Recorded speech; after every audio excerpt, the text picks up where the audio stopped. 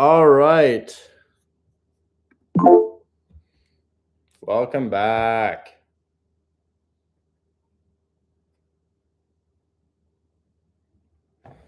Okay. I'm going to get all my new members in here.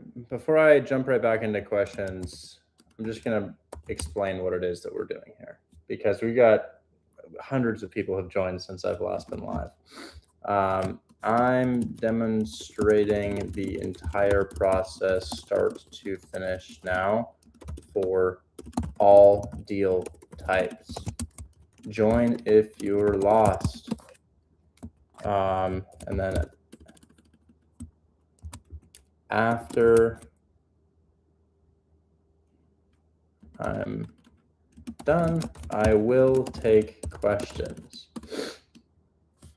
So we're going to show the entire process. I understand some of you guys need help, but nobody takes the courses. So it's important for me to go ahead and show you guys exactly what it is that we do, especially our new members. So I'm going to run through that right now.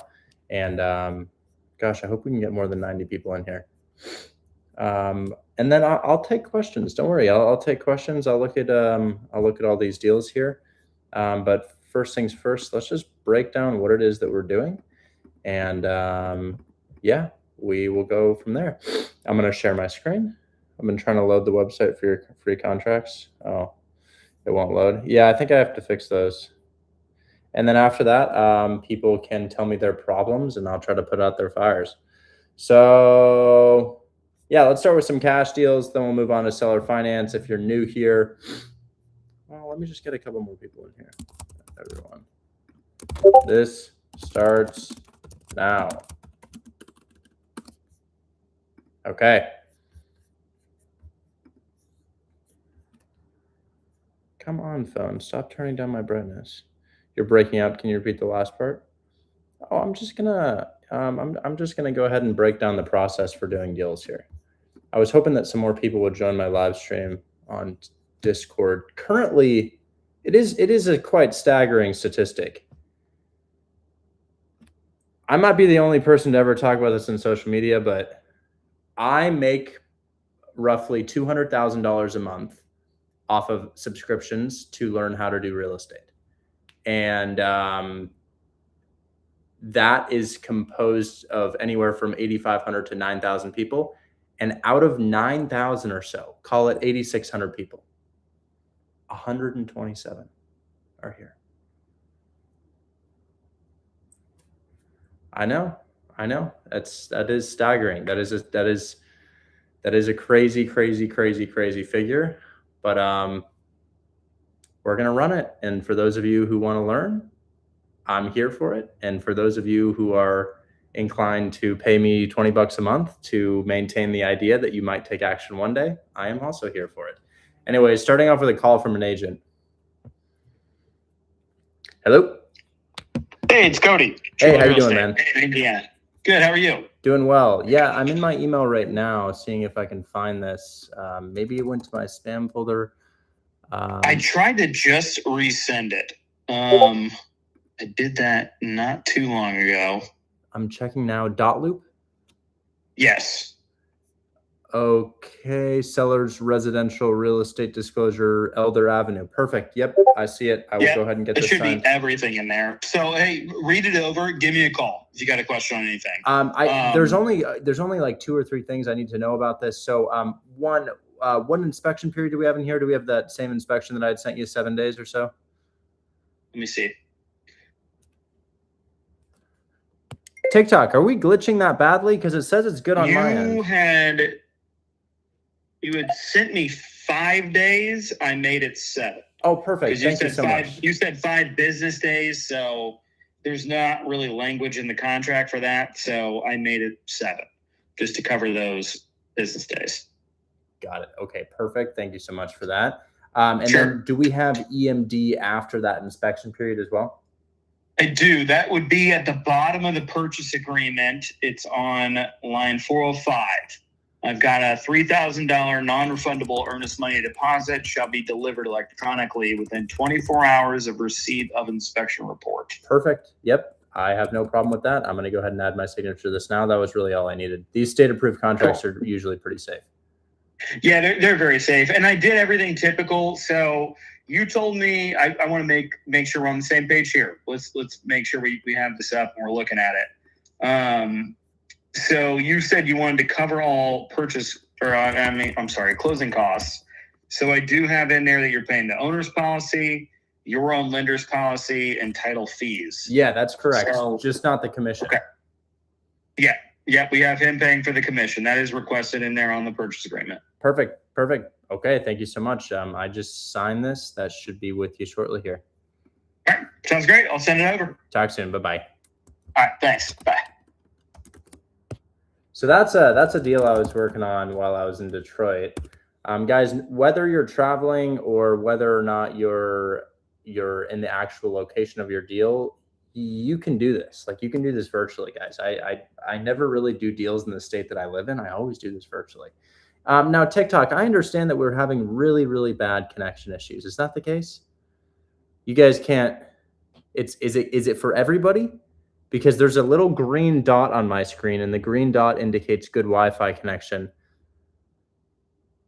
So I have a green dot here showing me that I have 100% good Wi-Fi connection. Good on my end. Fine now. Okay, my phone was dead, so it only has about 5% on it. Maybe as the battery increases, it'll get better. A lot of people are saying it's good. Yeah, Jaden, those contracts are available in my Discord as well. Richard, did you DM me about crypto? Absolutely not, never. But just look at the followers and how they spelled my name. You can find that out. I think we're all done with this contract here. Is there something else I need to sign? Is that all done? Let me just make sure you have signed. Okay, perfect. Great.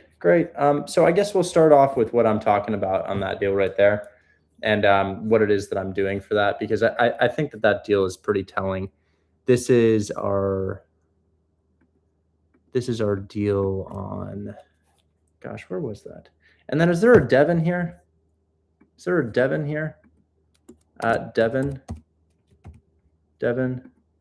not quite. Okay. So what address was that for? Elder, 102 South Elder Ave. Okay. It's lecture time. I'm going to yap for a little bit here, and when I'm done yapping, I will take questions. I want to sign up on the WAP class. Good. Go ahead and pull the trigger on that. Okay. So, how many people here are new in the past month or so? How many people are here and new in the past month or so?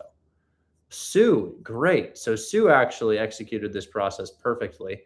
Wow, great. So we've got a lot of new people. Welcome. You guys are truly the 1%. There are very few individuals who actually show up to this live stream. We got 160 out of just about 8,500, 8,700 people here right now. So that is pretty insane. Thank you so much for being here. I will break down your trajectory, what I hope you can accomplish here, and just a little bit about what we do. So first things first, about 11,000 houses sell per day in the United States. You know that? About 11,000 houses sell per day in the United States. And something to consider is that some of those people who buy those houses, they're just buying those houses because they'd like to live in them. You understand? They buy once every 10 years on average. Your parents, maybe you buy a house to live in it, and you're not really somebody who pays a finder's fee. That's not really what we're after.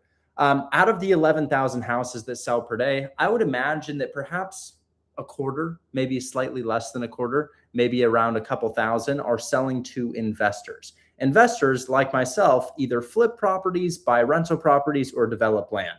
We focus on those investors that flip properties and buy rental properties, and we find houses for them.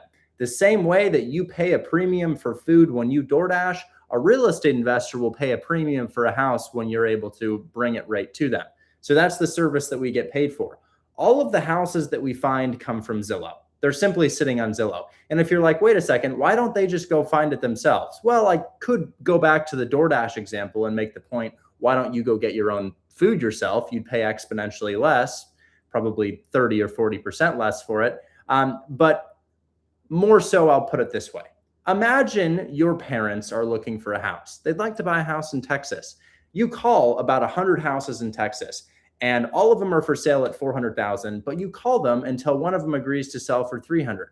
You go to mom, you go to dad, and you say, Mom, Dad, guess what? I just found a house for 300,000, and it is the exact house that you're looking to buy in the exact area that you're looking to buy it. And they say, great, sweetie, what's the address? And you say, you give me 10K and I'll tell you. If you were mom and dad, would you pay that? Well, think about it. I effectively just saved you $100,000 on your mortgage. Would you give me $10,000 for the address? Does that make sense? That's what we do. That's what we do.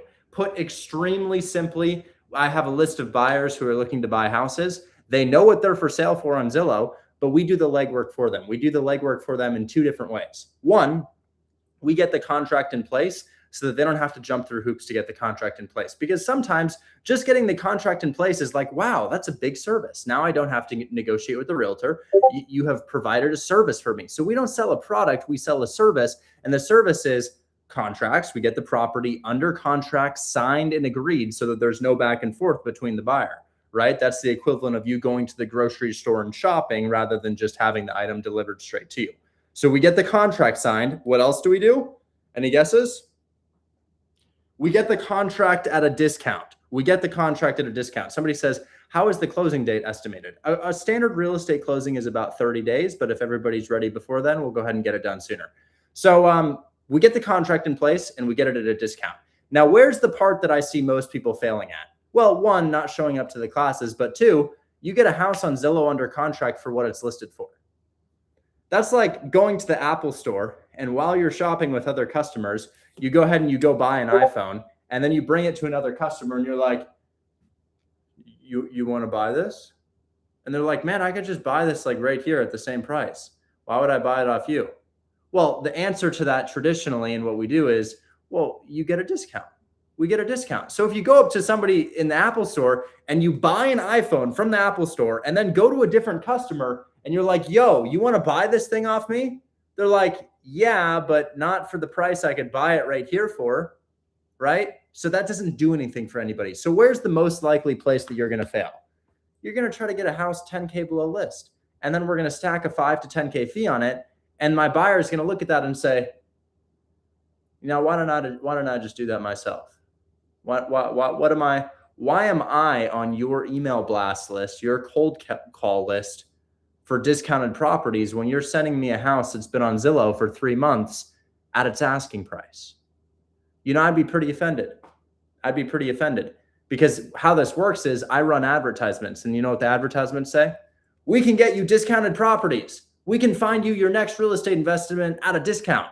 You know, if I were the recipient of that ad and I signed up to receive those deals and I look up the address, which is the very first thing that I do, what do you think the first thing that pops up is? The Zillow listing. And, you know, we are not being paid to get houses for what they are already for sale for. Getting the contract is not enough to receive a $10,000 check. Think about how long it takes you to make 10K. Well, it's a lot easier here, but you definitely have to provide value. So that's just the expectation that I am setting before we jump into this. Do not get a house under contract in the middle of nowhere, and do not get a house under contract near what it's listed for. You simply need a discount. That's all. Now, I've got a lot of questions in the chat asking, who am I talking to? What is going on here? Well, I actually have about 185 people watching my screen share right now. One is the Fix and Flip course coming out. Let me call my editor and find out about that. These individuals are watching my screen share, and I'm going to bring them up for questions to review the deals that they've gotten under contract. Now, I'm not bringing anybody up on stage right now because I have to demonstrate to all of my new members what it is that we do to make money, and I've just scratched the surface. All you guys know is we find houses on Zillow at a discount, and the value that we provide is getting the house under contract and getting it at a discount or on seller financing terms. I'll talk a little bit more about what that means here in a second, but we do have a really good question. Where is the Fix and Flip course? Let me find out.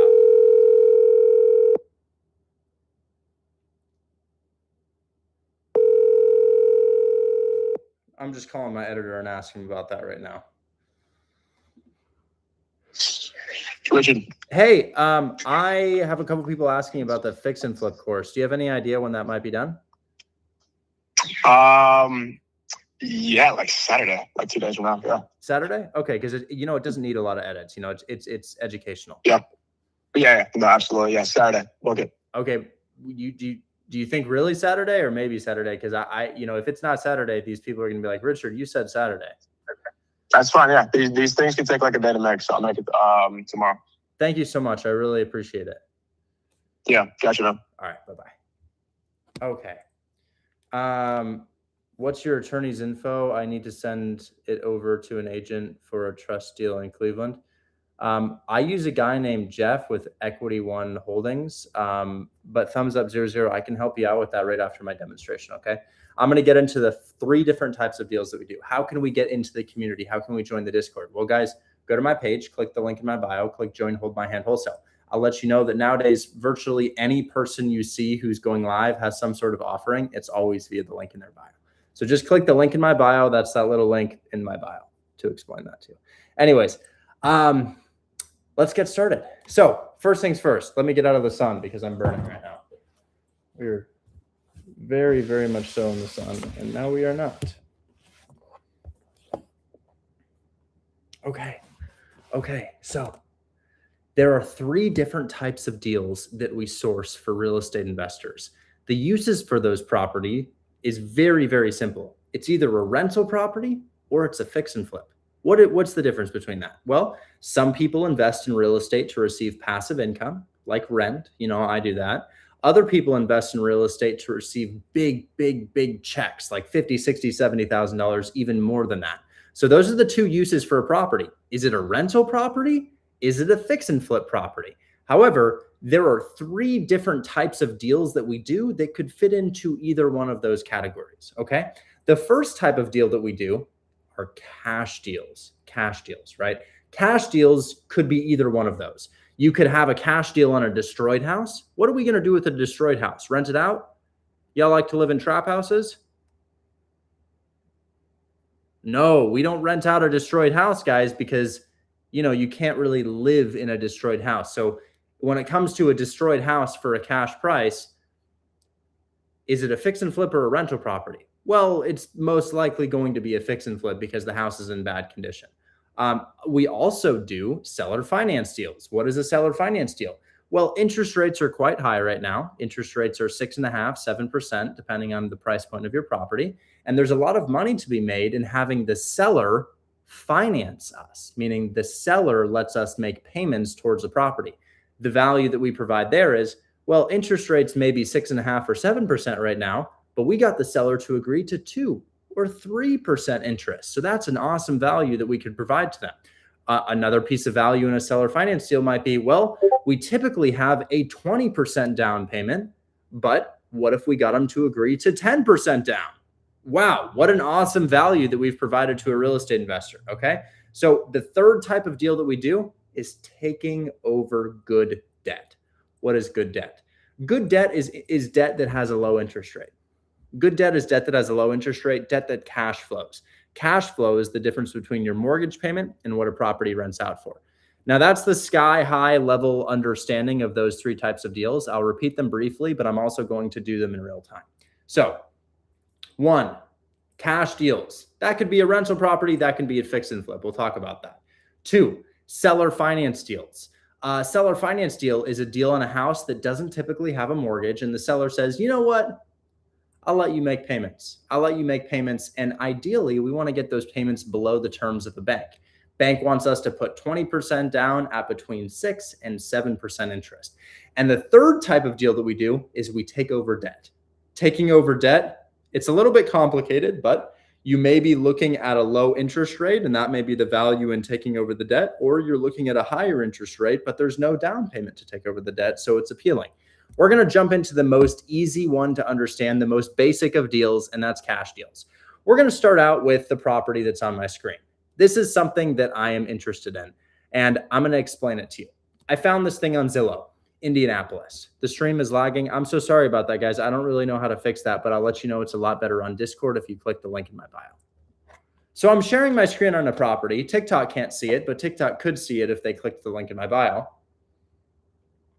And it's a deal that I'm working on right now. I believe I had offered them $230,000 or so. Let me just go ahead and check. So I had offered 233. Yes, I offered them 233. The house is listed for 279,000. So me offering 233, discount or no discount? Discount. Nice. Discount. That checks out. Well, is it rural? Is it in a good place or a bad place? Well, it's maybe not the best place in the world, but good and bad in real estate doesn't necessarily mean. It's about population. And Indianapolis, heavily populated. Lots and lots of people live there. So the use for this property, I want everybody to take a guess. What do we think we're going to, because remember, there's only 2 uses for this property, guys. Is this a fix and flip? Or is it a rental property? Let's get the chat to vote. Is this a fix and flip or a rental property? And what tells you that? Well, what are we going to renovate? There's nothing to renovate, guys. The house is in perfect condition, nothing to renovate. So it's a rental property. What's important when looking at a rental property? What's important when looking at a rental property? By the way, this stream is recorded on YouTube, and if you'd like to visit this at a later time, you may. It's just my YouTube channel, Richard Taylor, or Hold My Hand Wholesale 1. So what's important in a rental property is comparing it to other investments. What do you mean? Well, real estate is inherently more risky than stocks. Why? Well, stocks don't typically burn down. Stocks don't have squatters. Stocks don't have busted pipes. They don't have rot. They don't have any sort of issues that we could possibly run into in a property. They don't have management. Your stocks are fully passive for you. Stock market over the past 100 years has averaged about 10%. So if we are going to invest in real estate, we probably need to get a higher return than that, don't you think? Probably closer to 20%. So a standard that a lot of real estate investors go by is, I need a 20% return on my investment, which is really simple to estimate. If I have to spend $60,000 to get to purchase a property, I need 20% of that back after expenses. WAP.com is the right one. Does that make sense? If I put $60,000 down to buy a property, I need 20% of that back after expenses. So I've got a bit of a formula that I can use to show you what that looks like. This property is rented out already. It has tenants in place for $1,619 and $1,374. Let's add that together. $1,619 plus $1,374. Now I've got a question for the audience. If you rent out a property for $3,000, are you making $3,000? What do you think? I don't think so, because last time I checked, you've got taxes, insurance, HOA, expenses, management, repairs, vacancy. Oh my God, you've got all this. You've just got all of this shit that you have to pay, quite frankly. So let's figure out what all that shit is, guys. Well, I have offered, and I want you guys to really lock in right here. This is where it's going to get slightly complicated, but I believe in you guys. I believe in you. This house is listed for $279. The seller said yes. They said yes to my offer of $233. Am I going to run my cash on cash return at $233? Well, that's my price. What am I doing here? Well, you see, I'm after one of these. This is an $8,000 finder's fee.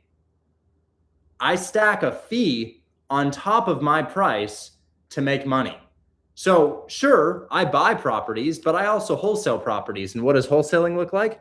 Wholesaling looks like stacking a fee on top of a property for profit before you've actually purchased it. So I'm looking to get paid a fee here. So if I have this deal at 233, well, wait a second. If I send it to them at 243, does it still make sense? Let's try for 240. I'm going to start at $240,000, and we're going to go ahead and figure out our cash on cash return. So remember, everybody here on TikTok, I am sharing my screen with hundreds of people. You are welcome to see my screen share. This is an advertisement to see my screen share. Click the link in my bio. Anyways, if 240 is your purchase price, how much is your down payment? Typical down payment. Investment property, what could that be? That's right, $48,000. Whoa. Where did you come up with $48,000 so quickly? How do you know that? It's 20%. It's 20%. We put 20% down on $240,000. You could put down more, but it's hard to put down less. What's our interest rate? Well, it's an investment property, so probably around 7%, I would imagine, maybe 6.7, but we're going to use 7% just for now. So my expenses so far are $1,277. I can see I've got a mortgage payment right here of $1,277. So all I did is I put in my purchase price, $240. I put in my down payment, $48,000. Now wait a second. I thought you said you offered $233. I did offer $233. I'm stacking a fee. My fee is $7,000. So I'm going to go ahead and see what my monthly payment is, and it looks like my monthly payment's $1,277. But wait a second. I wish people wouldn't charge $300 to learn this shit. Me too. That's why Hold My Hand Wholesale is $19.99. Anyways, I'm currently looking at a mortgage payment of $1,277. Now, all the people in the chat are probably saying, how do I get access to that calculator? Don't worry, I put it in the chat. Click File, Make a Copy. File, make a copy. That calculator is yours. Anyways, I have a monthly expense here of $1,277. I'm going to subtract that from my rental income, but not before I take off 20%. So I look at my rental income of about $2,993 as 20% less than that. That's vacancy, that's management, that's repairs. Now, we actually have tenants in place right now, so it might be less than 20%, but it's okay. I'll use 20%. So that brings my expenses, that brings my income to $2,394, and then I'm going to subtract my $1,277 mortgage payment, and then I'm going to subtract my taxes and insurance. Taxes and insurance are about $223 and $93, and I found those straight off of Zillow. $223 and $93, and then subtract my $93, and my income is $800. So I have $3,000 coming in, but after all expenses, I only make $800. Now, if you were to replicate that formula, how would you do that? I've got two ways. One, I built a website that does all of this for you so that you don't really have to know what you're doing. But I do think it's important for you to know what you're doing. I don't want you to just be walking around in the dark here. So I'll show you the website. You all already have a login if you're part of Hold My Hand Wholesale, but I'll also give you the formula. The formula is rent multiplied by 0.8, subtract PITI. What is PITI? Principal, interest, taxes, insurance. Multiply by 12 and divide by total cost of entry, which is down payment plus 10K for closing. I've put that formula in the chat. I use PropStream, Tim. PropStream helps with that. And let's go ahead and figure out our return on investment. Now, does anybody remember the target return on investment? Do you know investors in New Jersey? Are you asking because you live in New Jersey and have the perception that you can only do deals in New Jersey? Because I want you to know that I live in Portland, but I don't do deals in Portland. So I multiply my net profit by 12 in search of a 20% cash on cash return. And I divide that by my total cost of entry, which is going to be about $58,000. And my cash on cash is, it's not 20%. So let's go ahead and run that equation again. I'm now going to run it at 239,000. And this time I'm going to use my calculator on the website. Oh, I'm signed out of it. But that website is holdmyhandwholesale.group. So if you guys want to use the website right here, this has a calculator that tells you exactly what to offer. Now I'm going to run that equation one more time, guys. But this time I'm only going to take 15% off the top. Why? Well, I'm taking 15% off the top because part of that is for vacancy, but we're already occupied on a long-term lease. So if I multiply this by 0.15 or 0.85, 15% comes off the top. Now I'm going to subtract my monthly payment of $1,270. $1,270, where'd that go? And then I'm going to subtract my $220 for taxes minus $220. And then I'm going to subtract my $93 for insurance. And now I'm making $961 per month. If I multiply that by 12, it gives me $11,532. And then if I divide that by my total cost of entry, once again, 58,000, let's see where we are. Hopefully 20%. If not, I'll have to lower the price.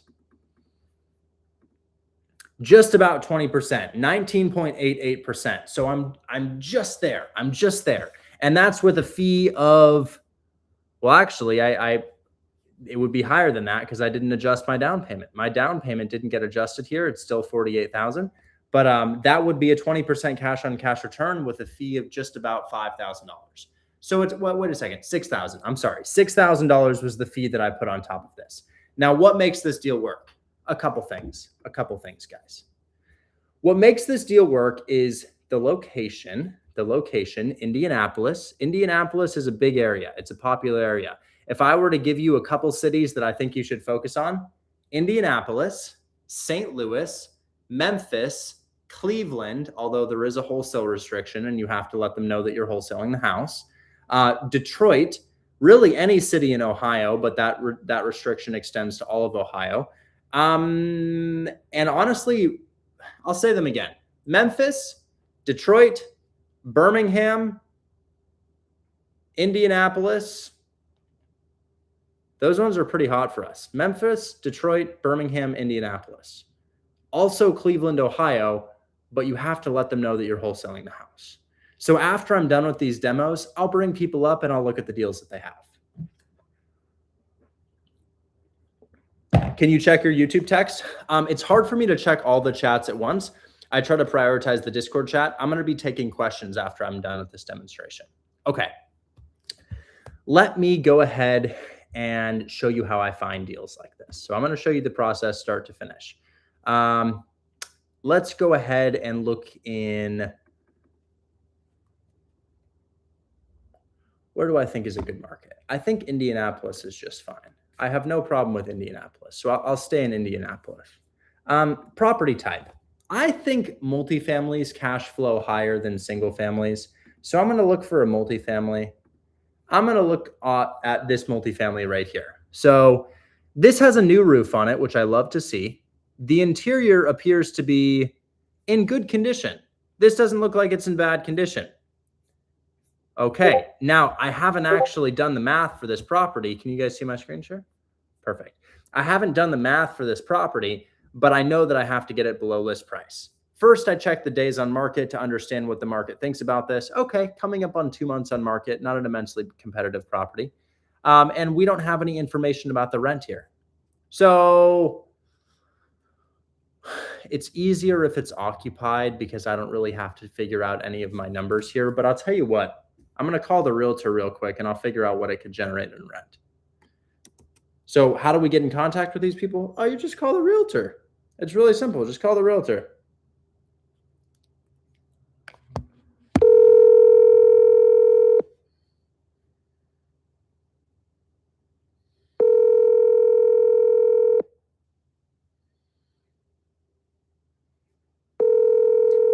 Guys, my Discord is linked in my bio. It's through whop.com, WHOP.com. High school worker, leave me a message. Now, I don't really like to leave messages on the phone. I like to leave text messages. So I'm going to leave a text voice message. His name is Colton. Hey, Colton, I'm trying to get pre-qualified for your listing on 902 North Emerson Ave in Indianapolis. I've got a couple rental properties in the area. I wanted to pick up another one. I couldn't figure out if you guys had tenants in place, if you were vacant. So I was kind of curious if you could tell me that, or if you had tenants previously. I'd be curious to see what they were paying as well. Thanks so much. Talk soon. So I'll just send him that. And it's very important that after I leave a message on their phone, I'm going to save their contact as the address. You don't want to be getting calls from random numbers. You want to be getting calls from addresses so that you know exactly who you're reaching out to. So that's a potential. And every single time I have a call like that, even if it doesn't connect, I put it in a little spreadsheet. Now let's go ahead and look at another one, guys, because I want to see if I can find one for you that makes a lot of sense. So I'm going to write called, no response, follow up. Green means they said yes.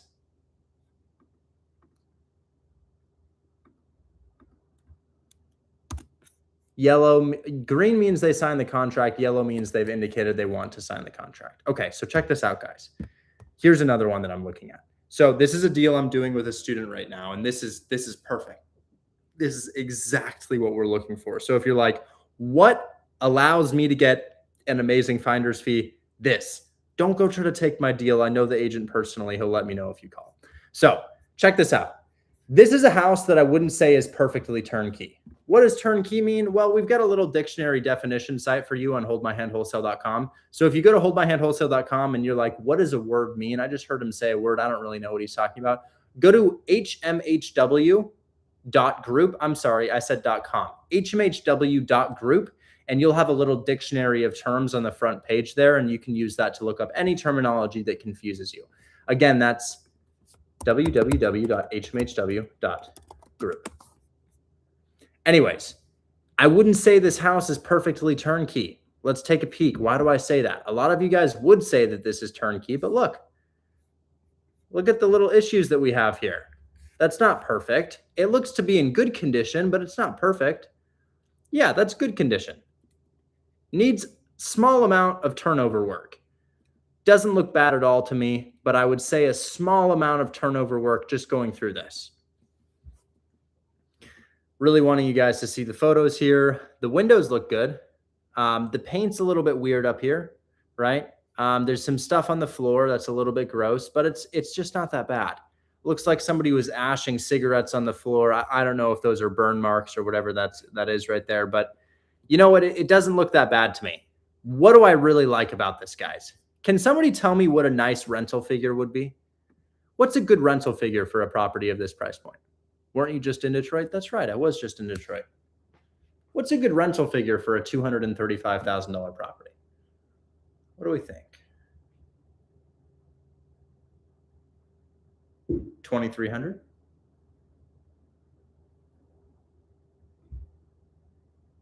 What could it be? Well, I'll let you know that this one has a current income of $4,763 occupied. This is two duplexes that are close to each other, and cumulatively, they are bringing in $4,763. That's really good. That's really good. And that's just sitting here. It's just sitting here. It's a perfect deal. Somebody showed this to me today in a one-on-one meeting that I did. And oh my God, I was like, no way. So I thought to myself, I could hit him with 205. I could hit him with 205. 800K liquid, what would you recommend? I would buy duplexes. I would buy duplexes that are cheap and turn your 800K into $100,000 of passive income. Well, let's see. So how much can you buy with 800K? Each property is probably going to be a $35,000 down payment. And each one of those 35K down payments would probably make you, let's call it 40K. So each 40K down payment will probably make you about $1,000 of net income per month. So we do 800 divided by 40. That's 20. So you probably make $20,000 of passive income per month off of 800K invested. And you would probably be looking at about $240,000 per year, which is a lot more than you'd get from the stock market for that money. So anyways, let's go back to it. I can help you find those if you want. Book a one-on-one meeting with you, and I'll talk about how to spend all that money. Okay, so this is why I like this so much, guys. This is 4 units, 2 duplexes, and the price is $235. At their asking price, $235. This is a crazy return on investment. Do you guys remember what your down payment would be? $47,000 or 20%. Interest rate 7%. So they have an income coming in right now of $4,763. So if we take 4,763 and we take that 20% off the top, 15% since it's occupied, and then we I meant 0.85. And then we subtract our mortgage payment. Mortgage payment is $1,250. By the way, this is just sitting on Zillow, guys. Anybody could have gotten this. And then we subtract our additional taxes and insurance. Taxes and insurance are $358 and $78. Let's say $350 and $100 minus $350 minus $100 you're looking at making $23.48 per month. That's insane. Multiply that by 12, you're looking at making $28,000 a year. Your total cost of entry is $57,000. Guys, this is cash flowing at their asking price at 50% cash on cash return. I've never seen anything like that before in this price point. It's unbelievable to the point where I think there must be some sort of glitch going on. Now, if you find something like this, what's step one? Well, I just give them a call. Unfortunately, this realtor has made it impossible for us to reach out. So I sent him a bit of an email. I sent him an email saying that, hey, I'm interested in this. I want to send in my contractor to figure out what this would look like. You guys don't have to say that. You guys can just make an offer. You just make an offer. This is what your offer looks like. I'll go ahead and send you a screenshot of this. So this is one of my offer templates. You're welcome to use it. And you're right. There's no discount. There's no discount on here. But do you see the price I offered? A discount. So Nate, I ran the property without a discount just to see what it was offered at their asking price. But, oh, Nate's having a crash out. Nate says, no discount. I've thrown deals away. And then Nate scratches his head and looks in the chat and sees that I offered a $30,000 discount.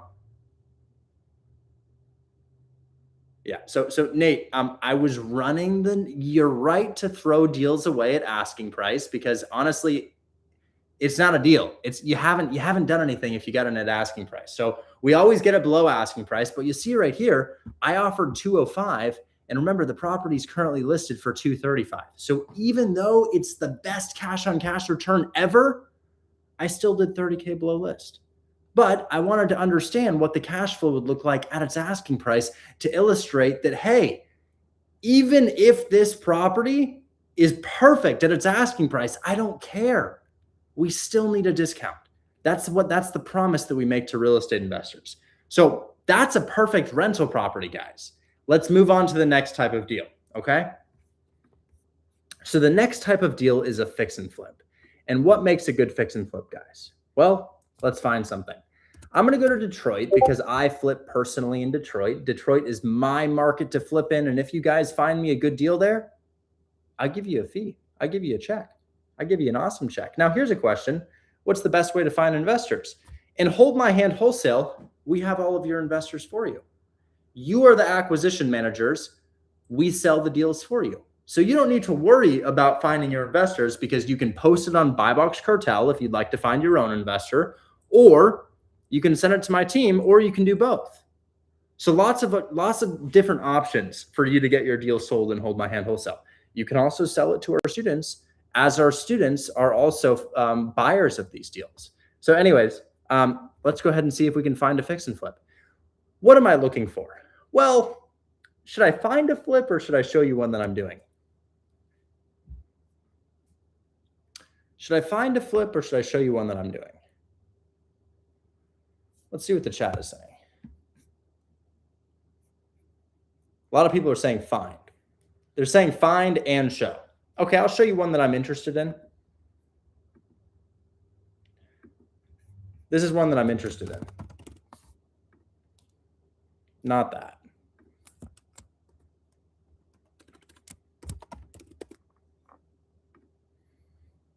Not that. Gosh. Where did it go?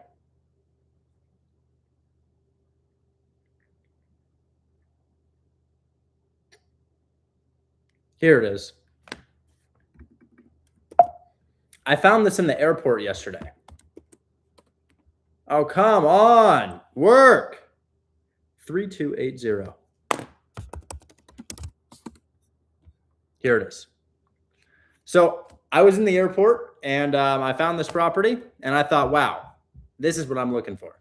I'll tell you about why. So why am I interested in this property? Well, it's listed for 90. The interior appears to be in livable condition. Like this, it just doesn't look like it's in terrible condition. It does have wood paneling throughout the house, which we would have to tear out. That's going to be a little bit expensive, but for the most part, this is okay. This is not that bad. Let's go through it. In the description, they said that it has a new roof. So there's a new roof here. Really like that. They also put new gutters. They put new wood underneath the roof. So it's also got brick siding, and brick siding doesn't really need any work almost ever. It lasts forever. So what do we need to fix on the outside of the property? Well, as I go and I look at this property, guys, I can see that the metal right here is rusting. So probably we just tear that out. I don't think we keep that, or maybe we paint it. Maybe we paint this, not really sure what we would do there. And then we probably paint over this wood here as it looks like the paint is chipping. Maybe we can refinish it a little bit too. But on the inside, we're tearing out these panels, which appear to only be in one of the units, and we're painting the drywall and switching out the floors / refinishing the hardwood. So the hardwood doesn't need to be switched out, but we do need to refinish it. And it looks like it's on a boiler system. So we're also going to need a new mechanicals, I should say. But I would imagine a rehab like this could be about $45,000. And the house is probably going to be able to sell for about $165,000 since it's such a big one. That is based on the cash on cash return. So what would make this a deal for me? If I could get this thing for probably 65, 70K, this would be an awesome deal for me. And I'll tell you why. Let's say I buy it for 70. I've got $10,000 in closing costs, and I've got a 40K rehab budget. So I'm looking at being in it for about 120, and I could sell it for 165. That would be $45,000 profit. Now, I didn't go through all of the expenses, but yes, the bathrooms would need to be updated. The kitchen would need to be updated. But when we're updating a kitchen in a 165K house, we're painting the cabinets, we're refinishing the floors. We'll put in a new little kitchen vanity if we need to, maybe new appliances. But it's not a tear out scenario. So this house is in livable condition. It's gross, but it's not disgusting. So we could refresh the bathrooms, refresh the kitchen rather than tearing everything out. So that's part of what the 40 goes into, but not a lot of the 40 goes into the exterior. Most of that's in the interior. So anyways, I would want something like this at maybe 70K. I want something like this at maybe $70,000. So what I'm going to do is I'm going to call the agent and see if I can set up a walkthrough. Now, agents don't typically answer their phone, but we'll see.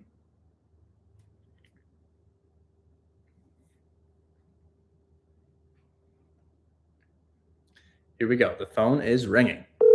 No granite. Cheaper.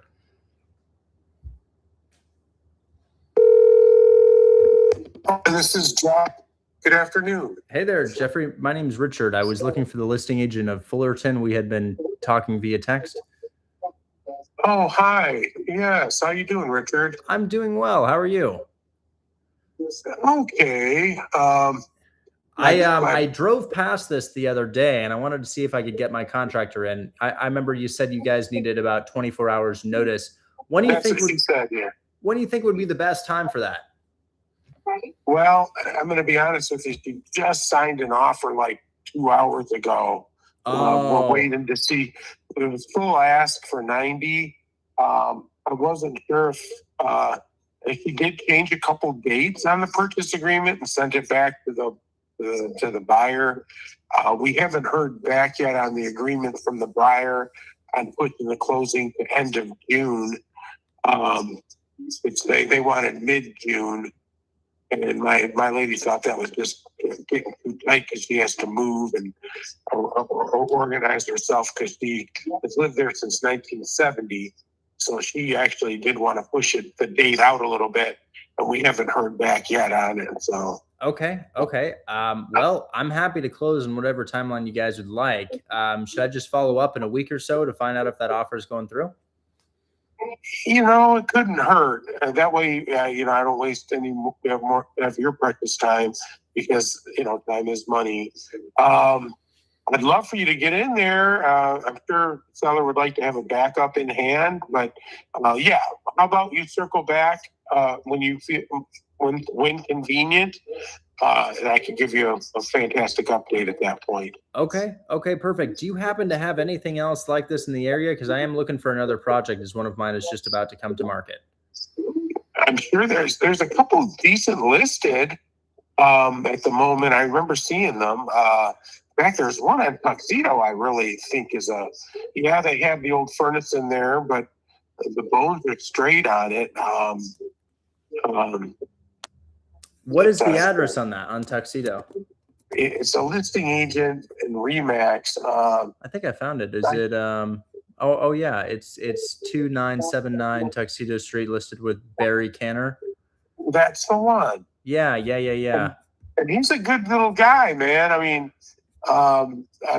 maybe there's some room. The seller, I think his seller's a little firm because, you know, he feels that, you know, the value's there, but see what you can work out, man. I wish I was working with you. Well, you know, you're welcome to send me anything you have. I typically run about 3 of these per month. I'll do a single family if it has character, but I prefer these multifamilies.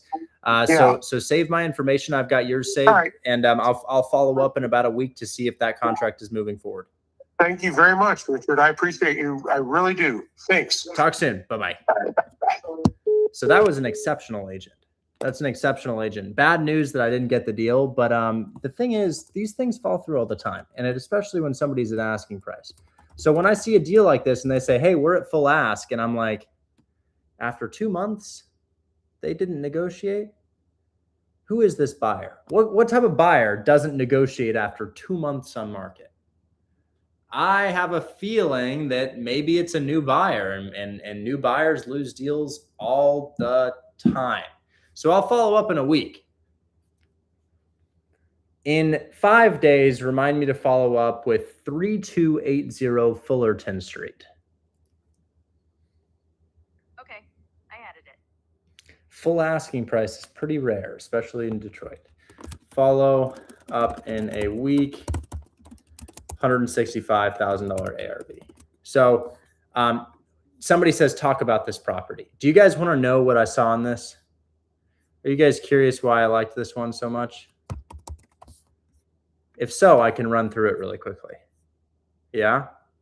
Does Richard have an iPhone in every color? No, I just have 3 of them. I've got the pink one, I've got this kind of silverish one, and I've got my orange one that I'm live on right here. Okay, so why did I like this thing, guys? It comes down to 2 things. The rent that this property can generate and the rehab that's already been put into it. The rehab that's already been put into it. Let's start there. The roof is your biggest expense. I mean, unless there's like a massive other issue like foundation, generally speaking, your roof is your biggest expense. That's a brand new roof, guys. That's a brand new roof on that property.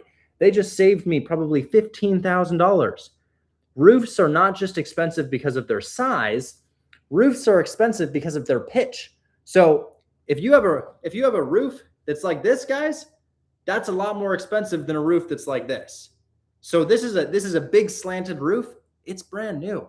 I love that. What else do I like? Well, they fixed the gutters. They got brand new gutters on the property. That's not a huge expense, but they did that for me. And the siding is brick. You don't have to replace brick siding. Brick siding lasts until the house is unusable. It's not normal siding. Normal siding maybe lasts 10 years or less. So I like that they've already done a lot of work to the property. And then looking in the property itself, it's in livable condition. Yes, it's ugly, very, very ugly, but it's livable. It's just not that bad. The house is very original 1970s with this disgusting 70s wood paneling on it. Yeah, I would tear out the wood paneling. I think that's really, really gross. Yeah, that's, I can't believe she's been there since 1970. That is insane to me. And she's a hoarder. I don't get it. Well, here's what I like. The house is livable. In one of the units, it looks like refinishing the floors and painting the drywall is pretty much all that I need to do. In another one of the units, I need to tear out all the wood paneling. One thing I don't like is that it's on a boiler system. So see this old mechanical right here? This is on a boiler system, and this boiler system is outdated and needs to be not just replaced, but all the piping needs to be replaced as well. So that's kind of where the $40,000 rehab budget comes.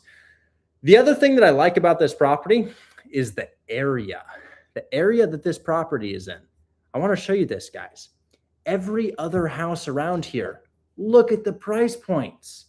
Look at these price points. Are you kidding me? Beautiful. We're listed for 90, but we've got a 195, a 240, 185, 120, 245. 175. Guys, the price points here are phenomenal. So we're in a really good area in terms of our comps. Beyond that, your rent is crazy high in this area. Look at this. This smaller apartment is for rent at $1,300 a month. This smaller apartment is for rent at $1,300 per month. And this I don't know, this one's listed for $1,125. I wonder why it's listed so cheaply. Maybe they didn't renovate the outside or something. But guys, I think I could get $1,300 per unit here. I think I could get $1,300 per unit. And a property bringing in $2,600 of rent, if not more than that, oh yeah, my buyers would pay $160 for that, no problem. So I really like the comps. I like that the rehab isn't too heavy. I like that the rental comps are high. I like that the neighborhood is really up and coming. It's great. Now, you guys mentioned that you wanted me to find one from scratch, so I'll do that as well. I've seen pretty much every multifamily here.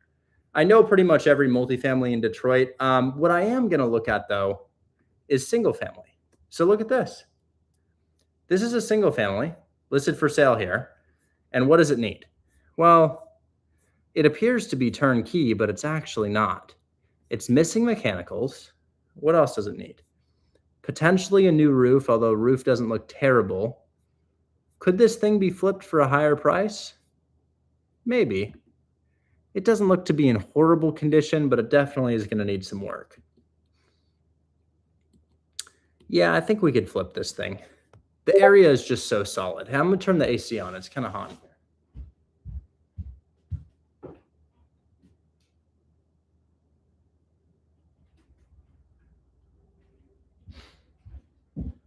So could this thing be renovated for a profit? Yeah, I don't really know. I'm not really sure, but I'm going to go ahead and check it out. So we're a 3.2, 1152 square feet, and we're a bungalow. So I should look for another 3.2, 1152 square feet bungalow. So I'm drawing around the general vicinity of this property, and I'm going to look for another similar property. Let's go ahead and filter for just houses because that's what we are. And let's go ahead and price them high to low. Okay, so let's look for another bungalow. None of these are bungalows, so I'm only really wanting to comp with a bungalow. You don't want to comp us, and yeah, I don't see any, guys. I'll be real with you. I don't see any. So back to the drawing board. It very quickly like that, I can determine that's not a deal for me. Gosh, my allergies are absolutely killing me right now. So how do I find myself a nice little deal? Well, there's probably two ways I could do it. So first things first, let's go ahead and look at the properties listed for $130,000. Let's filter for houses. Let's price high to low, but let's also go ahead and put in a keyword, TLC. TLC means rehab. TLC means this thing is going to need work. Let's see if we can find one that's going to need work. Yep, that guy's going to need work. And what do I like about it off the bat? You guys want to see? I see this property, and immediately, what do I like? The roof and the brick siding. Roof and brick siding saves me lots of money. That's a new roof. Can you see how that roof is new? It's got all this texture on it. That looks really good to me. I like that a lot. So this looks good. I like this. It's listed for $120,000. It's been there for 27 days. So I like to see the neighborhood first. Does the neighborhood look abandoned or up and coming or revitalized? Let's find out. The neighborhood, I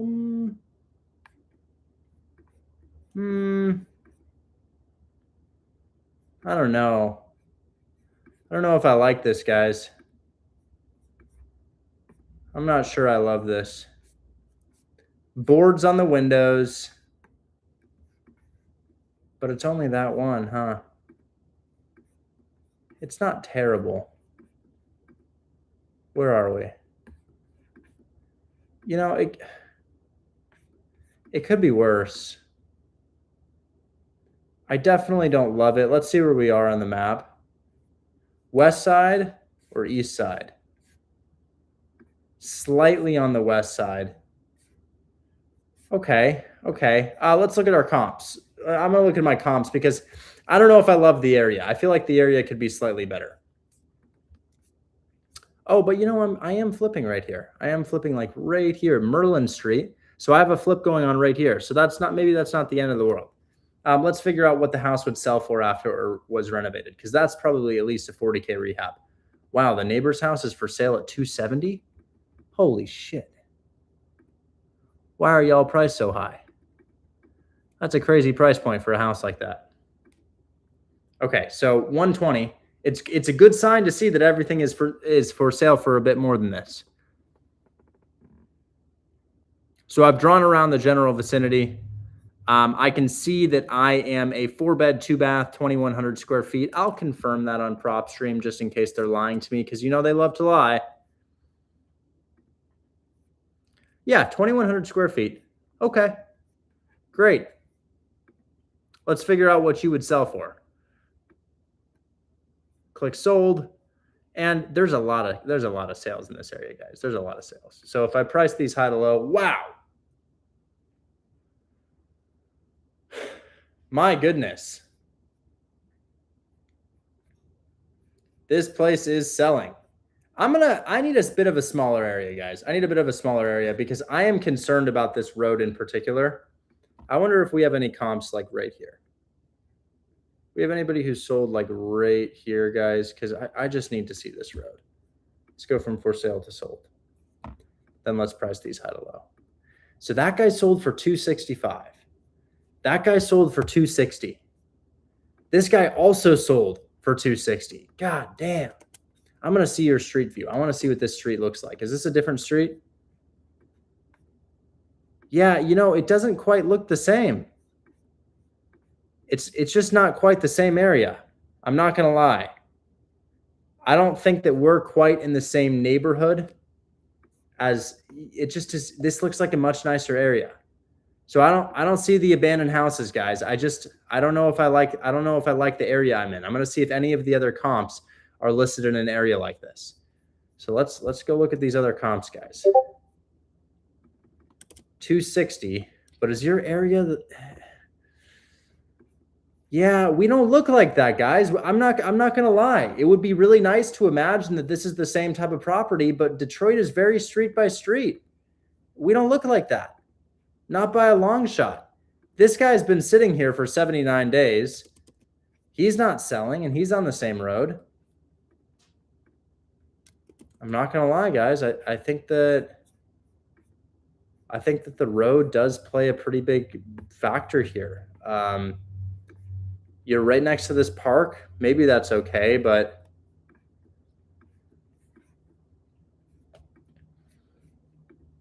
I'm going to look at my street view one more time.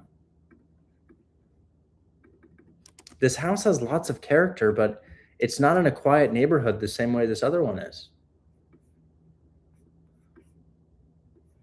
So there's the neighbor's house. That's what they have for sale. I mean, it could be worse, you know? There's our house. You've got that big tree in front. I might be reading into it too far, guys. It's not terrible. It's not terrible. I worry that people are going to want to live in that quiet neighborhood, and maybe this is not quite that. But at the end of the day, it could be a lot worse. So we'll keep looking, but I'm definitely going to factor my ARV to be a little bit lower than that. And I also really just would love to see some comps like right here. So I'll click apply.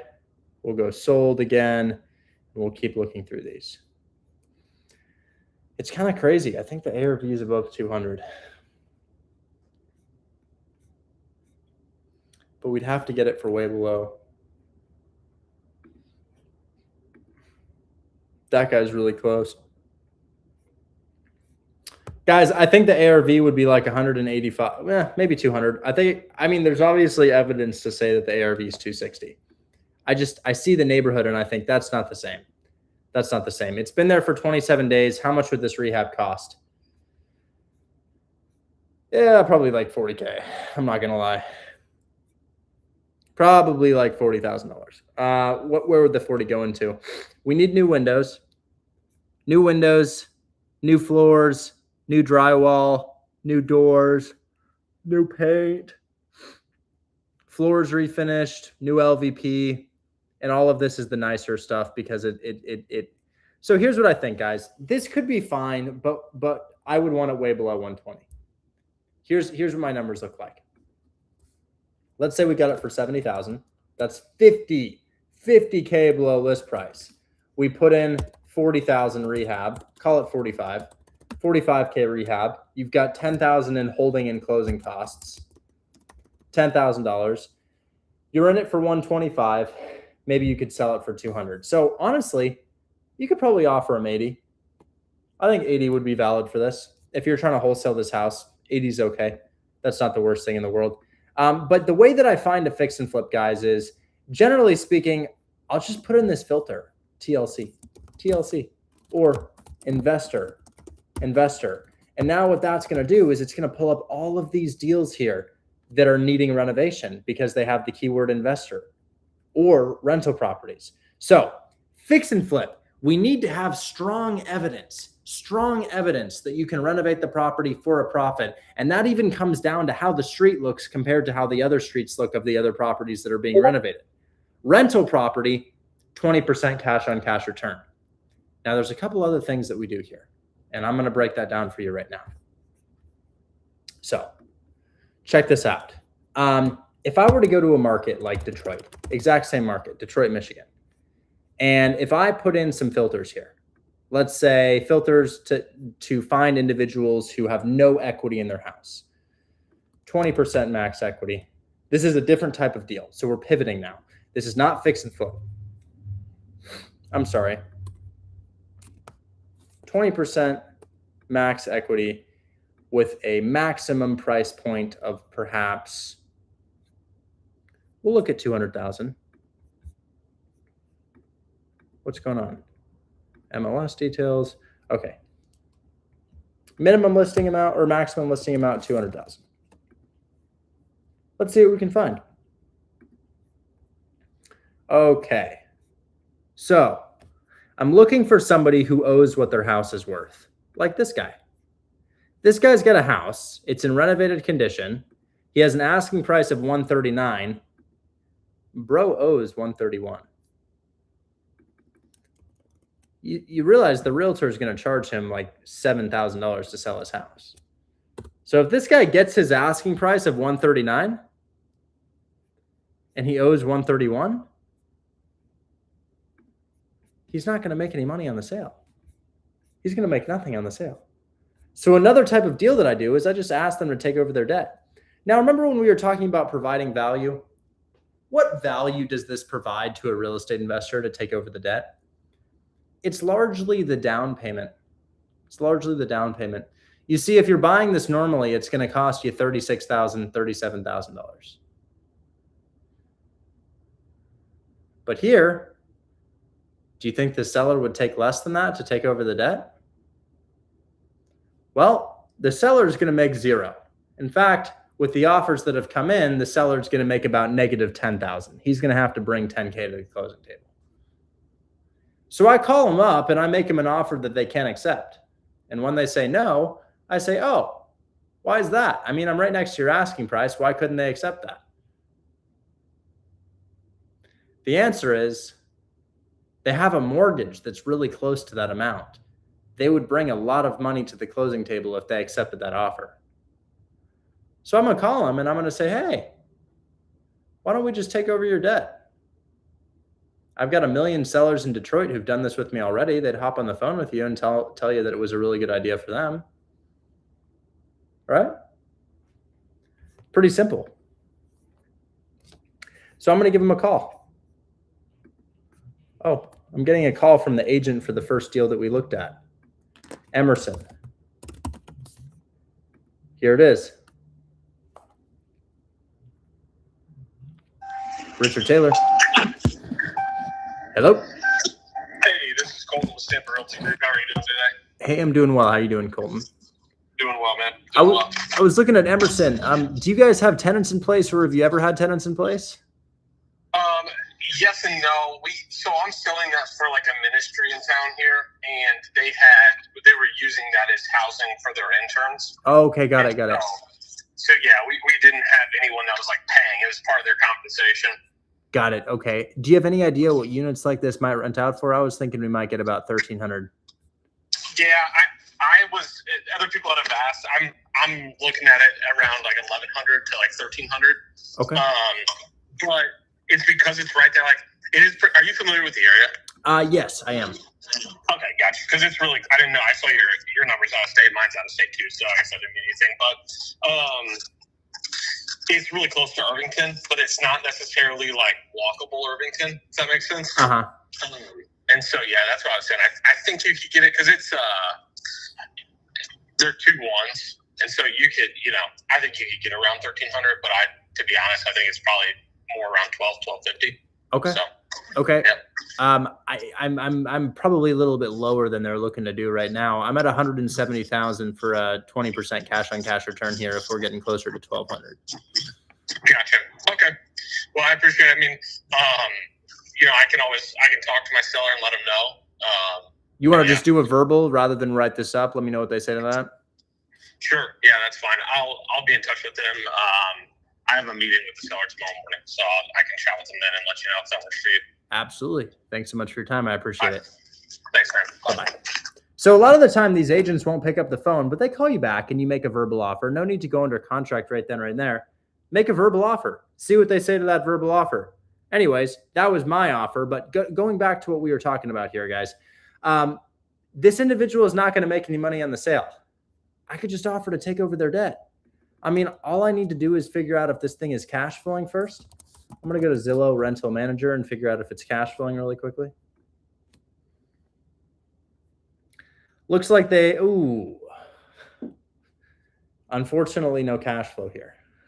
This guy's got a mortgage that cost him $845 a month, but really it's higher than that. His taxes and insurance are $250. He probably pays $1,100. The house runs out for $1,200. What kind of investor wants to do that? Sure, taking over the debt is fine. Great. Getting a low down payment is fine, but cash flow is important. This thing doesn't make any money. So it's not a great deal. Gosh, I cannot stop rubbing my nose. I'm just dying here. Here's another one, guys. Let's find out if this guy cash flows. So this guy has a mortgage here costing him significantly less money. Only $640 per month, probably closer to $900 with taxes and insurance. If I put in this property into Zillow and it rents for $1,400, we might have a deal. $1,581.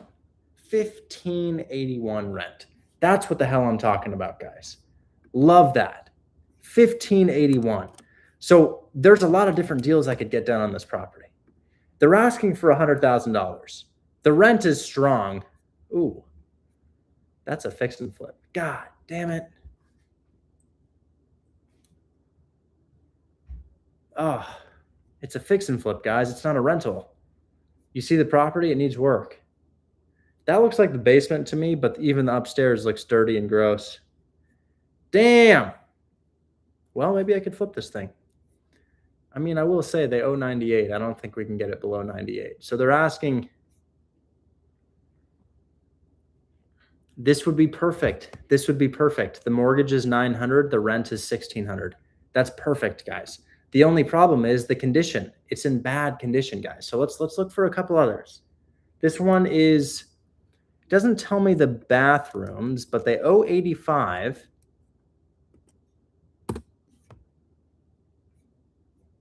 Are you going to tell me the bathrooms?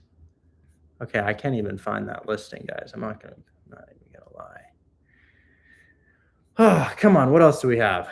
Burwood Street, single family. I wonder if we could find a multifamily because we're running into a cash flow issue. So I'll do a couple things. So first things first, I'm going to look for multifamily. So let's go ahead and pivot really quickly. I'm going to change this to property details, residential, and we're going to do residential 2 to 4 unit multifamily. See what we can find. Okay, so Devonshire Road. Here we go. What's this? What do we have here? What is this? Okay.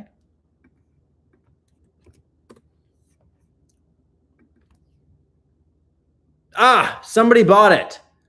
That's perfect. Oh, that sucks, man. It sold like a week ago. This thing was listed for 144, but they have a mortgage of 113. It would be perfect to take over the debt. But here's another one. Here's one more. These things cash flow beautifully.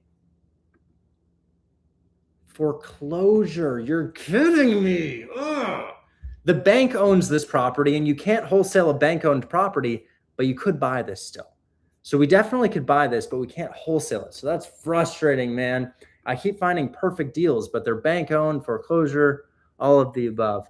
Okay, here's one more. This guy's looking for 160 and he owes 188. He's in trouble. He's in a lot of trouble. So this guy needs a lot of help, but look at his mortgages. He's not going to cash flow. That guy's not going to cash flow. Let's see. This guy, Corbett Street in Detroit, the price makes me think it's messed up. Is this a messed up? Oh, maybe not. Huh. I mean, it's ugly, but it's not the worst thing I've ever seen. Please be available. Please be available. I'd like to make a call. No, it's pending. You're kidding me. It's pending. Okay. While we have more properties here, I want to show you more strategies, but all of these are perfect examples. All of these are perfect examples. These are all low equity properties. You could take over the debt. You've also got a number of opportunities in Memphis and Birmingham and Huntsville. There's so many different areas to look. I'm going to show one more thing here because this is going to make this really easy. Let's go ahead and put a max listing price of $110,000 and filter for single families. Because while I can't find a ton of multifamilies, I can find a ton of single families. So check this out. This guy right here owes 200. We don't want to do that. We already looked at that guy. Let's keep looking. Okay, what is this? What is this? What are you? Found it. There we go. So I just needed to pivot to single family. Currently rented at $1,375 per month. They owe 85. They're asking 85. They owe 74. That's pretty solid. It's also available. Okay, so here we go. I found one. Scheduled to increase to $1,448 per month. That's a good deal. That's a really, really, really good deal. It's listed for 85. They've got a mortgage of 75. I could offer them more than they're going to get on the sale of the property to take over this debt. Perfect. A lot of people say I'm not screen sharing. Can you guys see my screen share?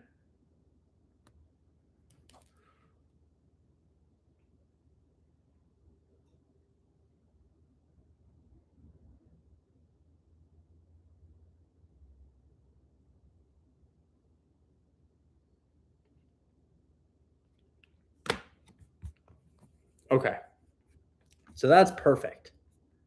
This is a great deal, guys. It's not super turnkey, but it's good enough. Investors for creative finance deals will do renovations. So let's give this guy a call really quick. It's 6 p.m. over there. Maybe we can still talk to him. Everybody on my Discord can see my screen share. If you guys want to learn, you just need to join the link in my bio. Hi, if you record your name and reason for calling, I'll see if this person is available. Detroit buyer for your listing. No, I don't have any other accounts. Thanks. Please stay on the line. It's not me. Hello, this is Anaj. Hey there, I'm looking at your listing on Kenmore Street. Is that still available? Yes, it is. I drove by it yesterday. I didn't want to disturb the tenants, but I saw that you have an increase here scheduled for the 1448. That's really, really good. Do you know when that's happening? It happened today. Oh my gosh. So you guys have tenants in place signed at 1448. Is that a 12-month lease? Yes, it is. Excellent, excellent, excellent. Okay, I'm really close to list price on this. I've got a pre-approval for you guys at $73,000. You think that's worth shooting our shot at? No, I don't think so. No, the seller's already denied a little bit higher than that. 10K or so below list price? Yes. Interesting. Yeah. I mean, the numbers work at the list price. They do work at the list price. That's sort of just where my pre-approval came in. Where do you think we need to be to get this? I think it's got to start with an 8. Really? Okay. Is he like underwater on it? Is there like a mortgage or something that's preventing him from doing that, or is he just really attached to that price there? He does have a mortgage on it, but he also, won't go below that number regardless. Okay. Well, I'll tell you what. I'll go back to my lender and I'll see if we can get them higher with that higher rent that you guys are generating here. The other option is I could pay your commission. Hopefully that would help them out a little bit. Are you getting 5 or 6% on this? Yes. Okay.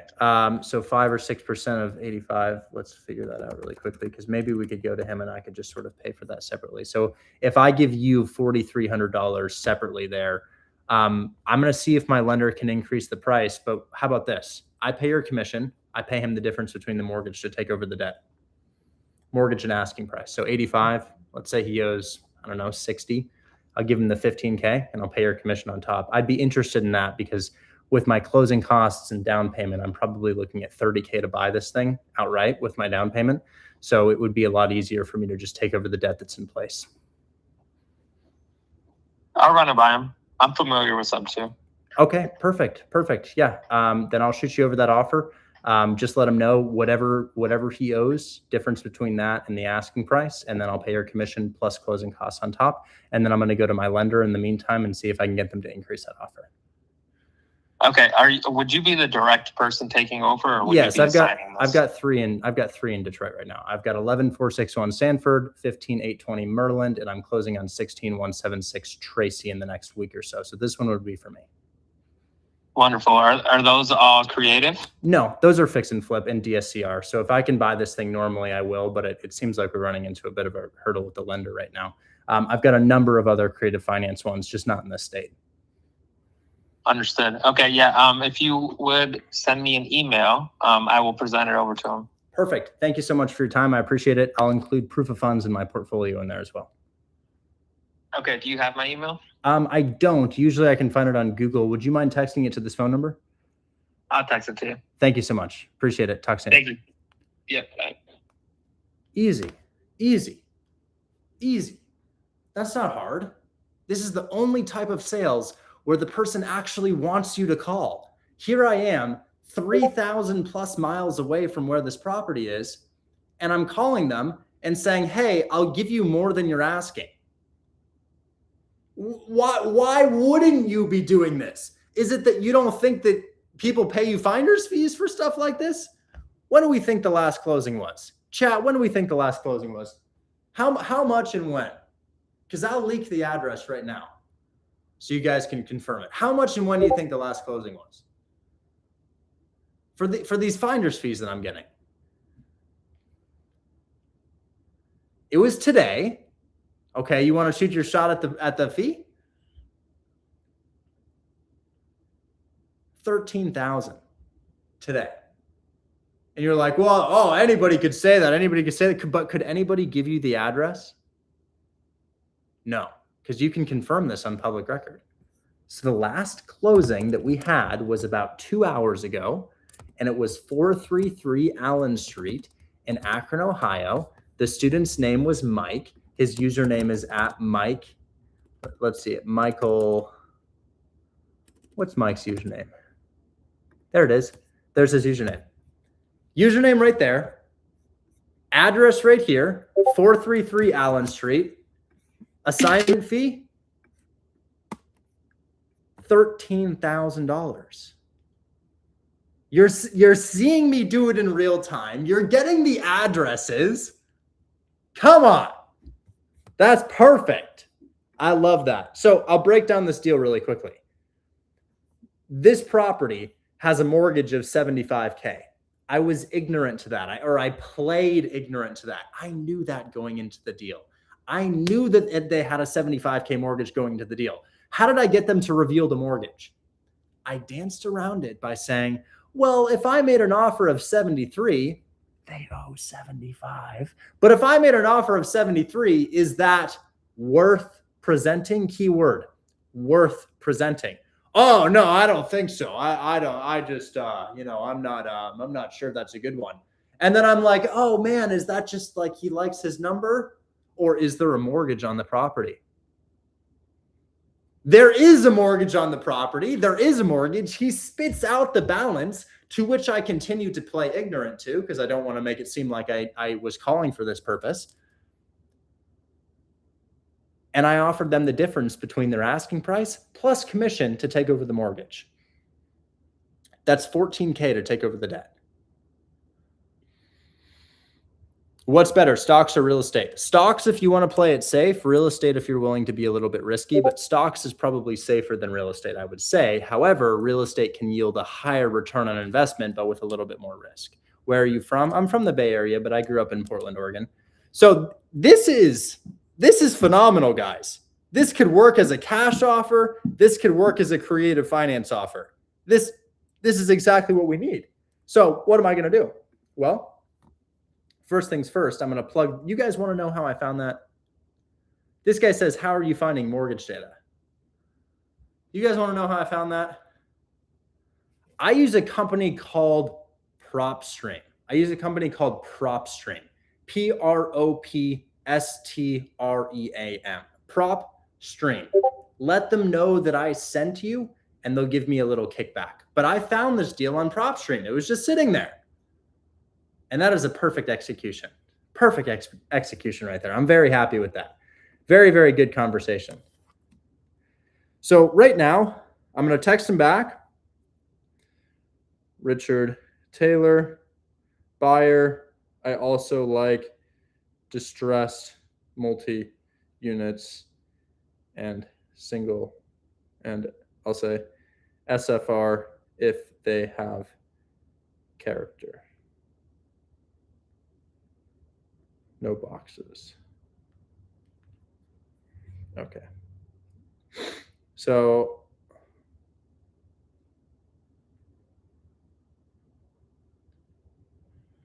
I just added the guy to my contacts. And now I'm going to send him an email. No explanation of how I'm taking over the debt. None of that.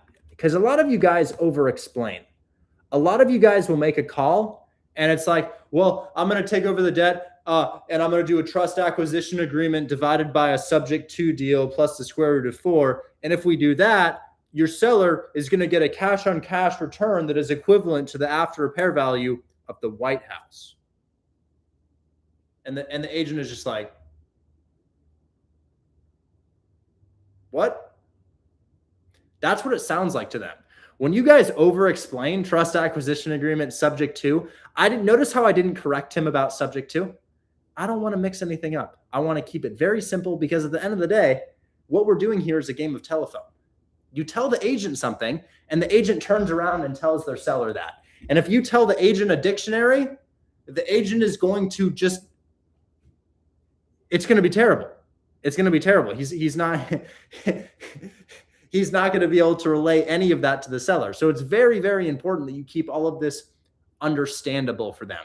So I'm going to go ahead and write out an offer that mimics the conversation that we just had. Good evening. What is his name? Anuj? Anuj?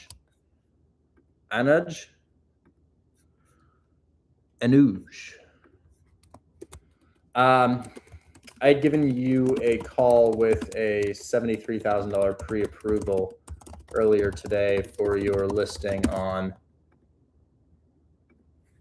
Kenmore Street. I do want to note that the first offer that I made, PropStream, the first offer that I made was not a real offer. The first offer I made was an offer designed to bring out the mortgage balance so that I could offer to take it over. You understand? I made an offer that created a problem and I solved the problem with my second offer. Does that make sense? Yes. So it's not that I just told you, make sure that you offer significantly below list price, and then I did the exact opposite of that. It's that I was making that offer as almost like a decoy or a Trojan horse of sorts. Does that make sense? The Trojan horse sneaks into the castle, designed as a beautiful Trojan horse, and my cash offer sneaks into the castle designed as a beautiful cash offer. And what pops out? Hey, let me take over your mortgage. But what if I took over your mortgage? What about that? And they're like, you know, you made me an offer. It's a decent offer, but we can't accept it. But you've given me a solution to that. And honestly, I understand the need for the solution. I have a house in Shelby Township ready to sell, just need a buyer. Are you a wholesaler or an owner? If you're an owner, I'll call you right now. But if you're a wholesaler, join my program and I'll review your deals. This is the last thing I'm doing. Then I will answer questions. Oh my gosh, my face is so itchy. I'm going to claw it off. Oh, I hate this time of year for allergies. Okay. I had given you a call with the $73,000 pre-approval earlier today for your listing on Kenmore Street. You explained that, or I'll say mentioned. You mentioned that it might not be worth presenting given their mortgage balance. And I had responded saying that I'd take over the debt. I just did this on 16108 Lappin Street.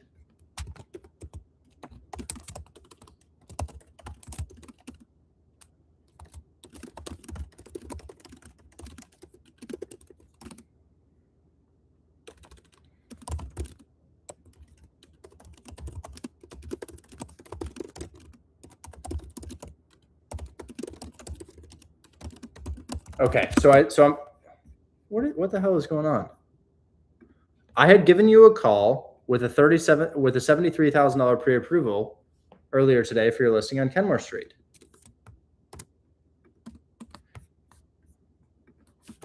You had mentioned that it might not be worth presenting given their mortgage balance, and I had responded saying that I'd take over the debt. I'd take over that debt.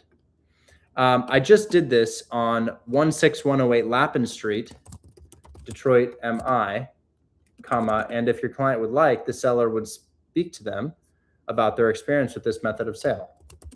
They were able to get the property off their books. Okay.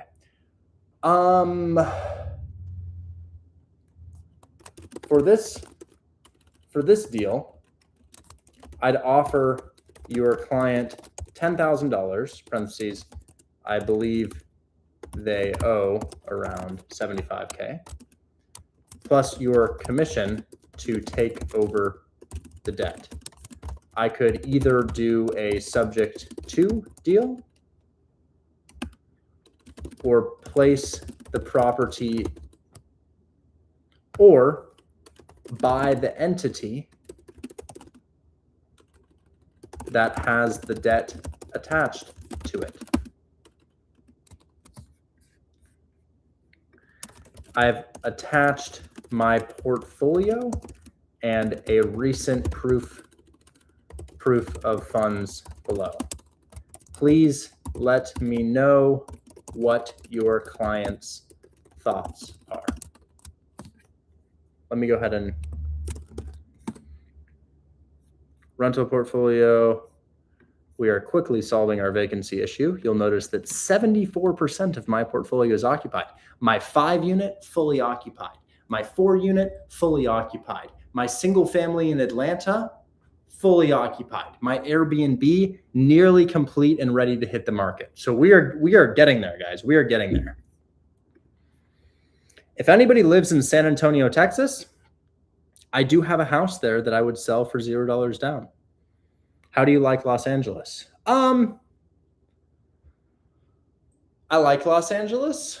I like San Diego more. I think Los Angeles is a little bit overwhelming. It's just, there's a lot of traffic, man. There's a lot of traffic and everything's really expensive. And also the people have this attitude to them.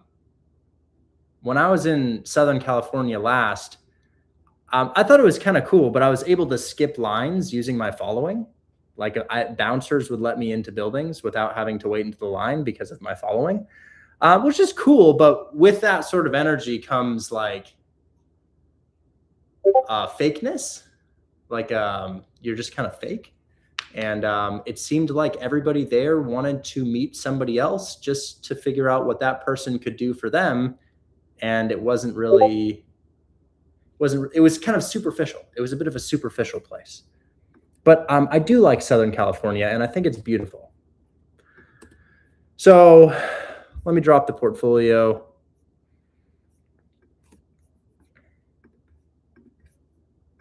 And then I'll do here. Let me just make sure anybody with the link can have that. Anybody with the link. And then I'll say current projects in Detroit. 11461 Sanford Street. 15820 Merland Street.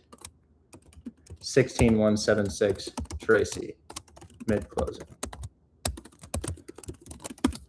I'll say all properties I own via Creative Finance. Current projects in Detroit.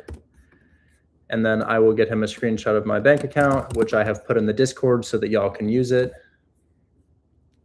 And then I will spend the rest of today helping you guys out. I'm all done. Literally just for my ego to reassure me that I can make shit happen. I always like to get a deal done, or at least get the ball started looking at a deal while I'm on my live stream. Now it's my hope that you'll show me a property that I can buy on this stream right now. Airbnb, show us 347 Clearview Drive. 347 Clearview Drive, although the photos are outdated. So we've updated them.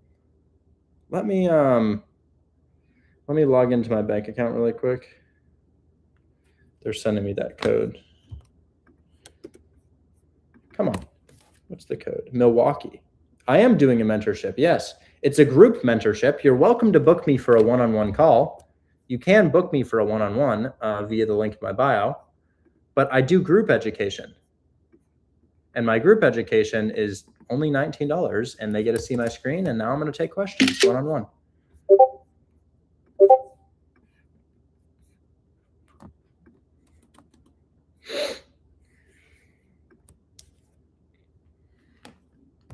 Okay.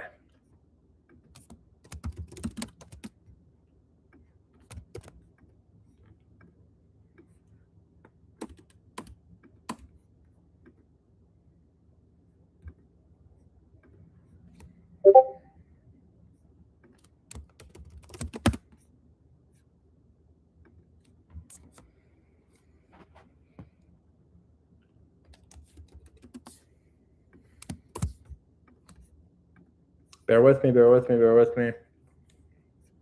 God, I'd love to stop itching my nose. That would be so cool. Almost done, guys. So close. I'm just recording this.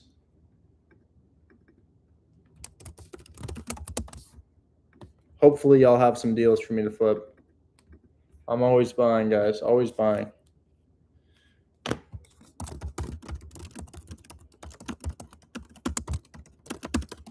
Okay, it's very important that I add the agent's name to my contacts. Not his name, the address. Because you don't want to have a situation where they call you and you have no idea what they're calling you about.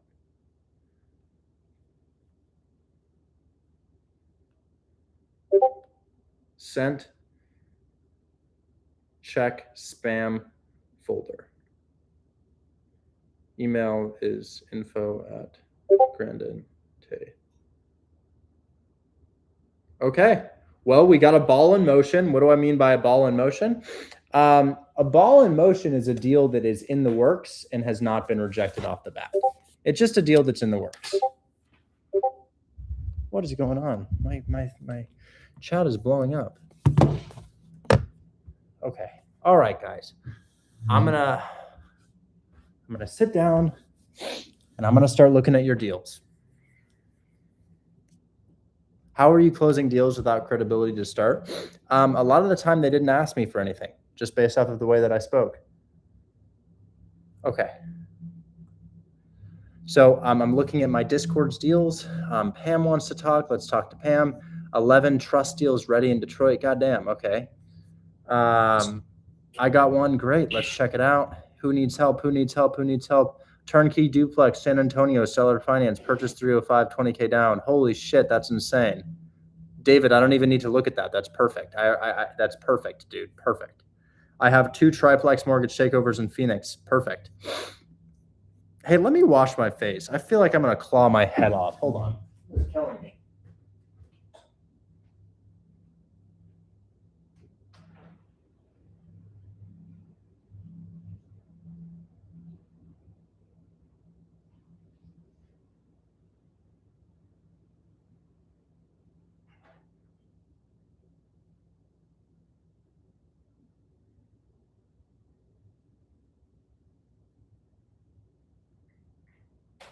Okay.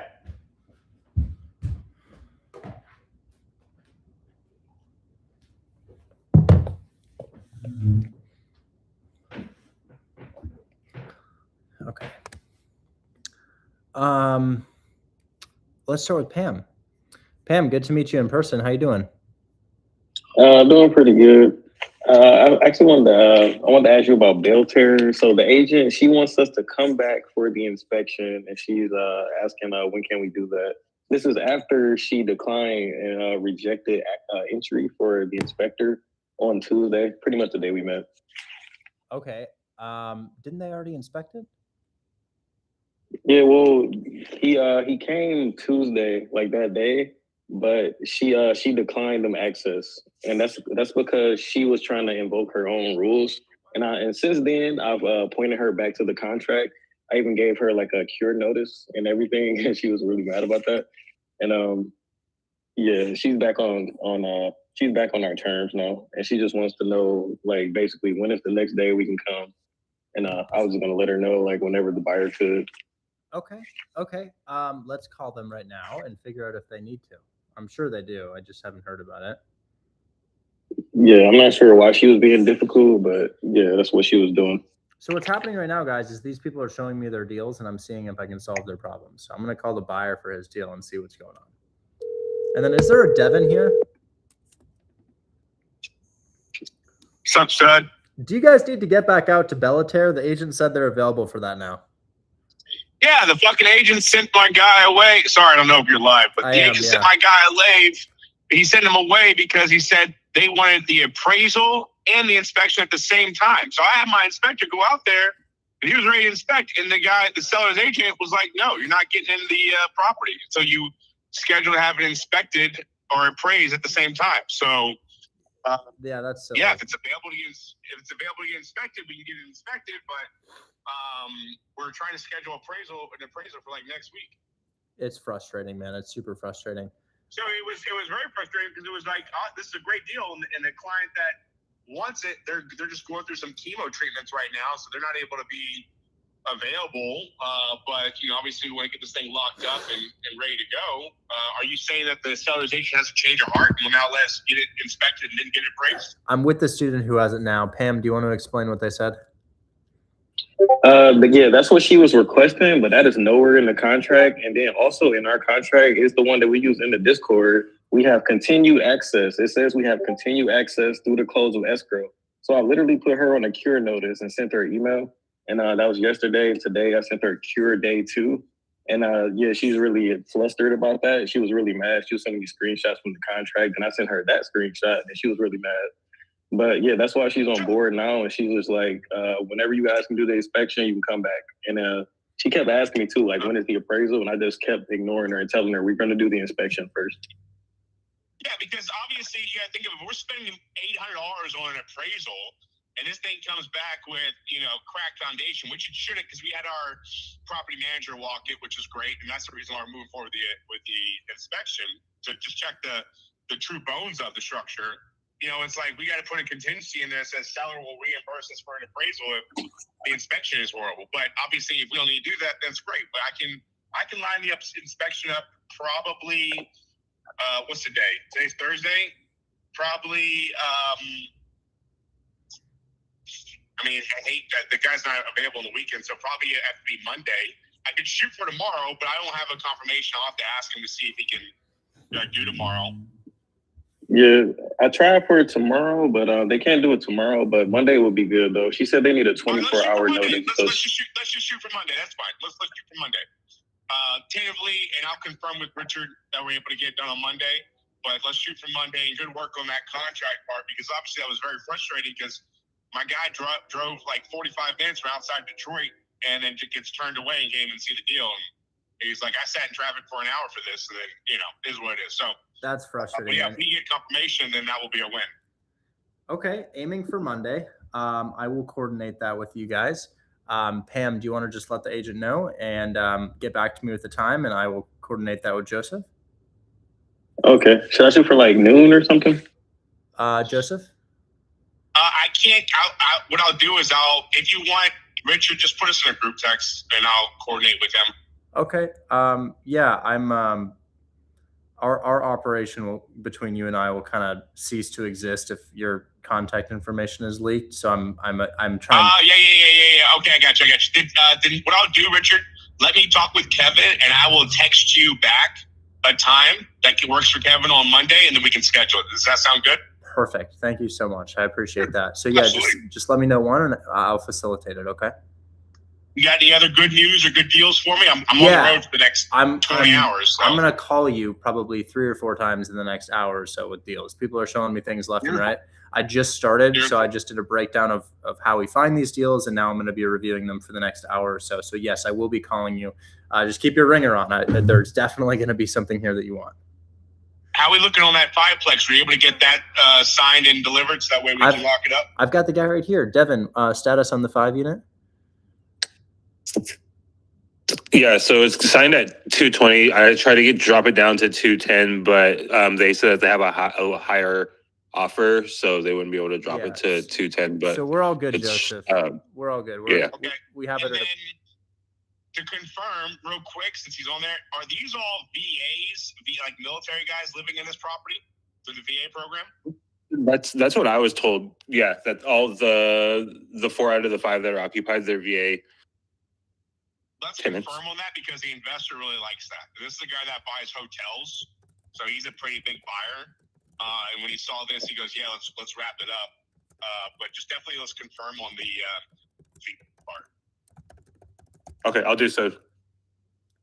Cool, awesome. All right, well, I'll have my phone on me, Richard. Okay. Oh, also one more thing, Richard. That duplex, it did get rented out for $1,300 on the top unit. Joseph, I'll call you back. There might be more for you. All right, bring it up. We'll go. Wait, duplex. Is that Bellaterra, Pam, or is that something else? Yeah, the Bellaterra, they got it rented out for the top unit at $1,300. 1,300 occupied top unit. Absolute win. Yeah, very good. Absolute win. This is the shit I'm talking about, Richard. Yeah.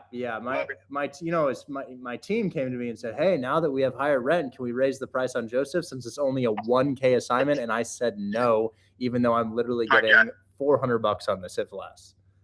And now, see, that's the type of love and appreciation that goes so far with me. Thank you so much, Richard. You're a good man. But we obviously will be locking up many more deals, and very much so appreciate. So, and just so you know, this deal is going to a guy that's going through chemo treatment.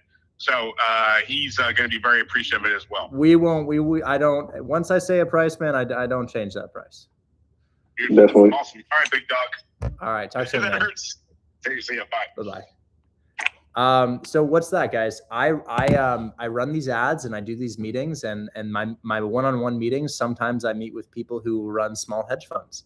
And this guy, I wouldn't say it's necessarily a hedge fund. A hedge fund is like this corporate thing, but this is a guy who knows like 5 or 6 people that have a combined maybe like $10 to $20 million. And they want to buy properties, but they don't know how to find properties. So all we do is we connect the dots. But yeah, it's pretty easy to wrap your head around, guys. What I would do is if you go on Zillow and you just click sold in any given city, click sold. Look how many sales happen per week. You will be floored by the amount of activity that is in real estate. They're buying all over the Midwest and South right now, and they don't want to go find them on Zillow. So we find them. And guys, I got to talk to Sue here because Sue is 2 weeks in and she found a 5-pack of duplexes for them on Zillow, and she got a $20,000 finder's fee. She's 2 weeks in. We're going to talk to Sue later about that, but oh my God, unbelievable. He scammed me for my deal, 40K. All right, just spit it out. Just say the address. Let me know which one it was. And I'm happy to show all of my cards. You know, I don't, there's not much I can do, but I'm happy to discuss it with you. So if you think I scammed you for your deal, just let me know. Bro says, bro, you know. Okay, let me put it this way. Each week, that's those subscriptions, and I won't just claim this. I'll show it. Each week, those subscriptions, they total about 50,000. Why risk everything to scam you when you can't produce an address, when my Discord makes it in a week? Why crumble everything that I've done for the amount of money I make in a week? Less than a week. Do you want to drop the address in here, or are you thinking maybe not? Let me know. Anyways, Pam, text me when that can happen. Devin, let me know when that's under contract, okay? Yeah, one question for you. So the agent was asking about any other contingencies besides the loan one. Is that the only thing that we need? We need a financing contingency. We need a 7 business day inspection period with EMD post inspection. Okay. Are we going to have to do an appraisal, or is that what the inspection's for? The lender is going to conduct an appraisal. There's not really much that we can do about it. It's just the lender is going to go through that process. Okay. So just do another 7-day inspection with EMD. Even though he walked. Yeah, 7-day inspection with EMD. Yes. Okay, sounds good. $28,200. Here's the property details. Address: Clement Street in Detroit, 62. Section 8 buyers. Section 8 buyers are buyers who rent out to Section 8. There are no houses for $28,000 that can be rented. But wait a second. I'm going to talk to you about this. And did you just find an address? Is this just an address? I'm pretty sure Shanta Solutions might have just found an address on, because the Zestimate is 28. So I don't know if you just found an address for a property that's for sale, but I will look at that property because 28,000 would be insane. But I have this under contract now. Okay, well, we'll check it out. Just give me a sec. I got to get through the rest of these people, but that would be pretty crazy, and I would buy that if everything looks okay. So next, probably GB13. You were texting me Detroit trust acquisition agreement, something like that. Yeah, so we were working through the duplex, and your buyer walked it. And there, needed some work. So I went at it a different angle. The seller has 11 properties he's unloading, and I talked him into taking over all of them for $110K down. Trust acquisition. Talk to me about the condition of them. They're probably similar to the one that your buyer walked. Okay. But I got that one. So all of them are individual, and I got an entry on that one for $15K. Oh, you have them contracted individually? What's that? Say it again. You have them contracted individually? That's what so I need to present him the trust acquisition. They want to look at it, but they've already accepted a verbal offer on it. This is very good news. That's very, very good news. So I really like to hear that. What do you need from me? How can I help you with this? Because I can't sell it until it's under contract. But once you have that under contract, oh my God, I'd move that thing quick for you. So I guess, yeah, I'm on the platform. I'm on your investor, or I'm one of your buyers. So I don't know how to submit the trust acquisition to you guys or the paperwork you guys use. I got you. Do you need help with the contract process?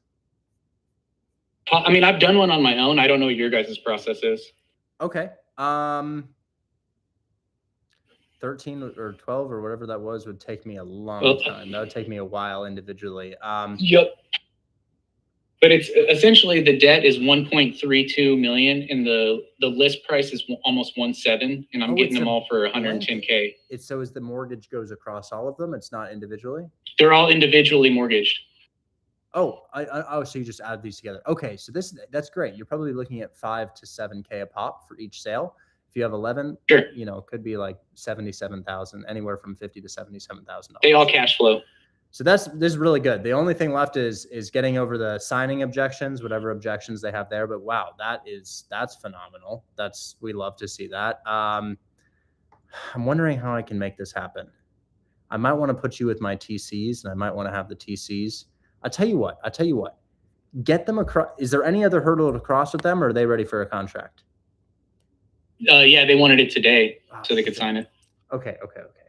I'm gonna ask because I don't want to do. If I took a stream to do that, it would take me the whole stream. So I'm gonna. No, for sure. I'm gonna call my transaction coordinator and see if I can get a team member on it, but they could probably do it for all of them. Or do you think it would be more valuable to present one of them and say, hey, all of the other contracts will be the same for this. If you're okay with this one, it will work for all of them. Do you think that'll be easier? That would work too. I think we could knock it out on any of the 11. I was already under contract with the Fullerton, which was the duplex. Mm-hmm. So yeah, either way, but he wants to walk away from all of them. Good. Okay. As soon as possible. And 110K pays him a little bit of pocket change and pays the agent commission. Okay. I already walked him through the process of how it works. They just want to see the contracts come through. Okay, hold on. I gotta get the address for this. So 309 10th Street, Southwest Lay Acres, Florida. If I look up the address on my computer right now, this is the address that I supposedly stole from the guy. But if I look this up, 3709 10th Street, you will see that it has never been on my computer before. If I look up any other address, it'll pop up right there. So for example, one of my flips, 13605 Tacoma Street. Do you see how it pops up? Because I've searched that before. This is my computer and it doesn't pop up. So dude, are you just like, I'm going to look up the full address here. I'll look up the full address here. So he says that I stole his 40K deal. You say I stole the 40K deal.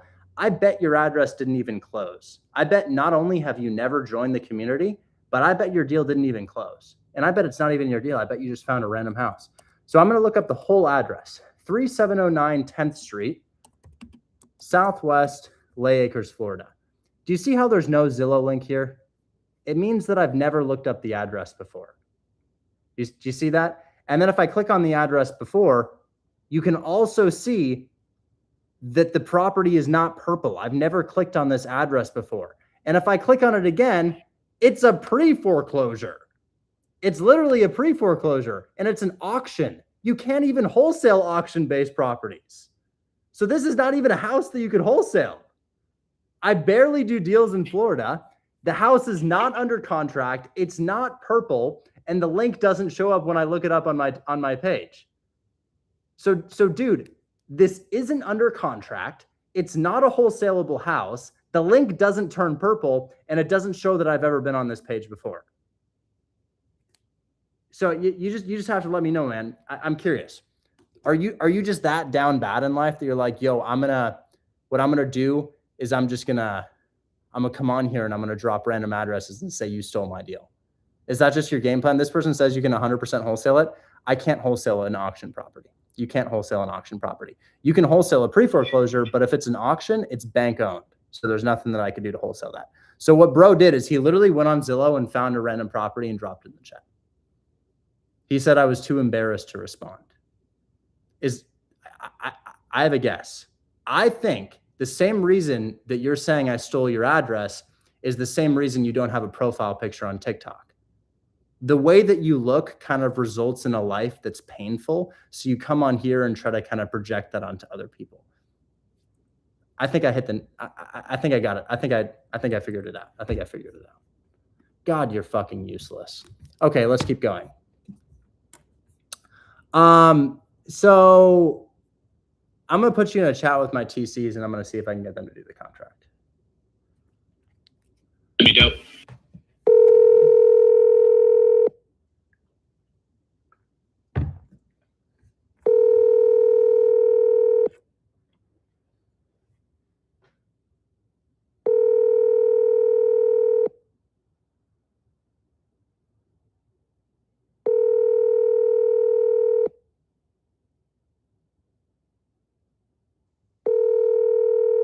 In a 40K deal on Your call has been for a 40K deal on a 160K house.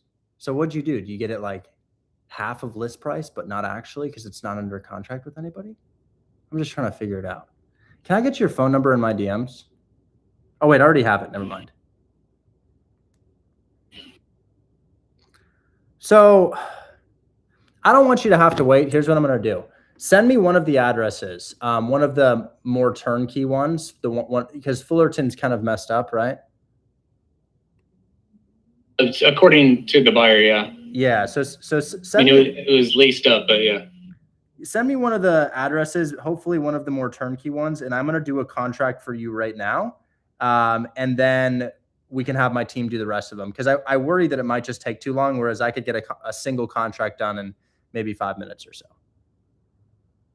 Here, I'll send. Let me look at this one. Yeah, just send me one of your better ones, and then I'll go ahead and do the contract for it. And I'll share my screen. Here's another one on everything but the address, just to show you guys how to do a contract. It's really simple. So make a copy, and I'll show you how to do a contract right now, guys. Okay, so GB13, I'm going to ask you for some information while I'm doing this. Do you know what is owed on the property? I do. That one was $132,254. Is this a multifamily? It is. Okay, and what fee are you paying to take over this? I was going to give him $15K. 15,000. Okay, so purchase 147,254. So I just added the purchase price 147,254. I'm not going to put in the address right now, guys, because he's working on it. Cash at the close of escrow 15,000. We're almost done, guys. There's very little to do here. Close of escrow. Let's just say June 25th, 2026.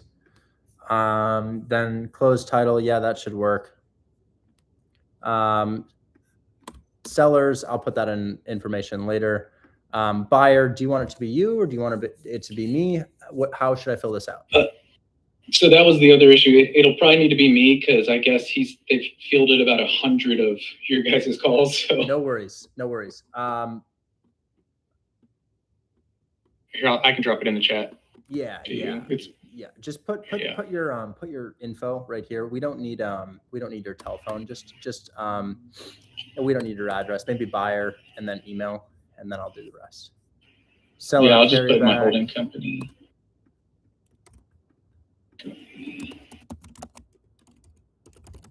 TAA addendum to be attached prior to closing.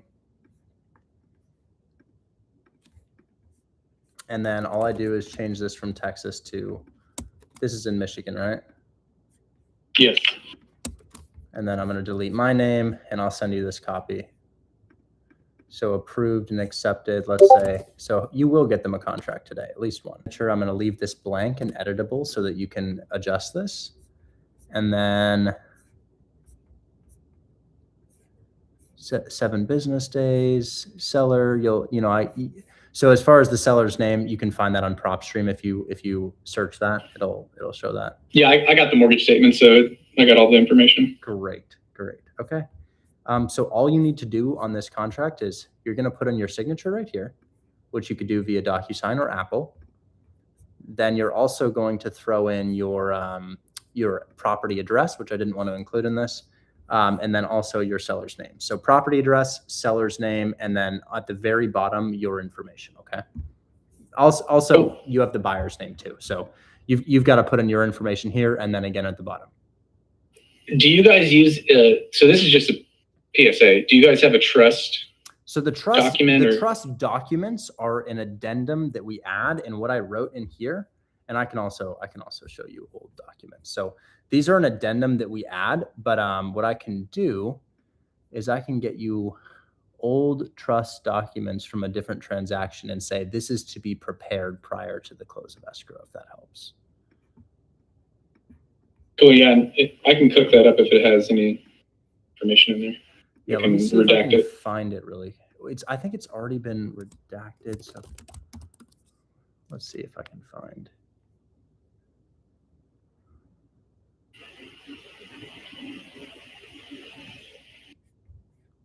You have a previous trust document here. I know I have it. So what's interesting about all these is they don't have great interest rates. That's fine. But they all cash flow. Like this one right here with the mortgage payment, it cash flows over $800 just on this property. Yeah, I could care less about high interest rates if they cash flow. So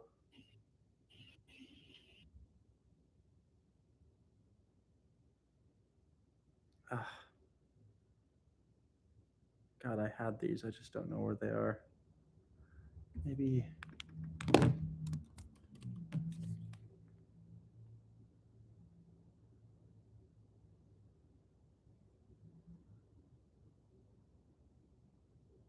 So yeah, if we could take down all 11 of these, I got 9 more in addition to these. I'm having a hard time finding this.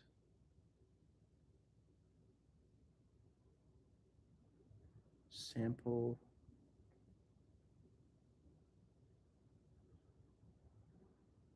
I don't know where it is. I'm gonna have to request it again. I had it and I can't find it. Maybe somebody in the chat has it. Looking, do we have this anywhere? Oh, Kira just popped one up. Oh, Kira has it?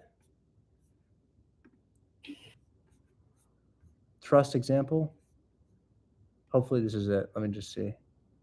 Yeah, perfect. Oh, perfect. That's it. Yep, that's exactly what we need. Yep, thanks. So yeah, take that. I'm gonna grab this. Got it. I'm gonna grab this sample contract that I just made for you, and anybody with the link can edit it. So you should be able to open that in Drive and edit that. Okay. Dope. And then what I'm gonna do is, can you come back up tomorrow? And if they're okay with that contract, I'll have 11 or 12 of those prepped for you. Yes, sir. You got it. Your live appeal and oh my God, of course my live got banned. Terrible. Okay. All right. Well, I'm gonna bring you up tomorrow. Tomorrow at 2 p.m. Remind me to bring up GB13. Okay, I added it. Okay. Talk soon. Okay. Cool. Appreciate it, man. Thank you. See ya. Joshua, what's going on? Hey, what's going on, Richard? How are you? I'm well today. How can I help you? So I have the 2 deals that I just spoke with you. The one in San Antonio, I'm having trouble finding a deal for that one. It's a sub 2. It doesn't cash flow. And then the other one, the inspection found some issues. I just didn't know if you had anywhere I could pivot to kind of help these deals close, or if they're not deals at all. I don't know. Well, a sub 2 deal that doesn't cash flow is hard unless the down payment is tiny or none at all. So if you have a non-cash flowing sub 2, that is a challenge. I tell you what, I can take a look at them. Is it Stamen? Yes. So what's the interest rate on that? Is it low or high? 4.35. What'd you say? 4.35. Okay. So it's not exactly low, but it's not exactly high either. Right. So 4.35. What's your down payment on it? Down payment on that is 10 grand. 10 grand? Yeah. Yeah, I feel like I probably told you this was a 50-50. It could go either way. Have you posted it on San Antonio Facebook groups? Have not. Do that. Go to San Antonio Real Estate Investing Facebook groups and Texas Real Estate Investing Facebook groups and post that thing everywhere. Only ask for a 3K assignment, because it's hard for buyers to wrap their head around if the interest rate is above 3% and doesn't cash flow. Okay.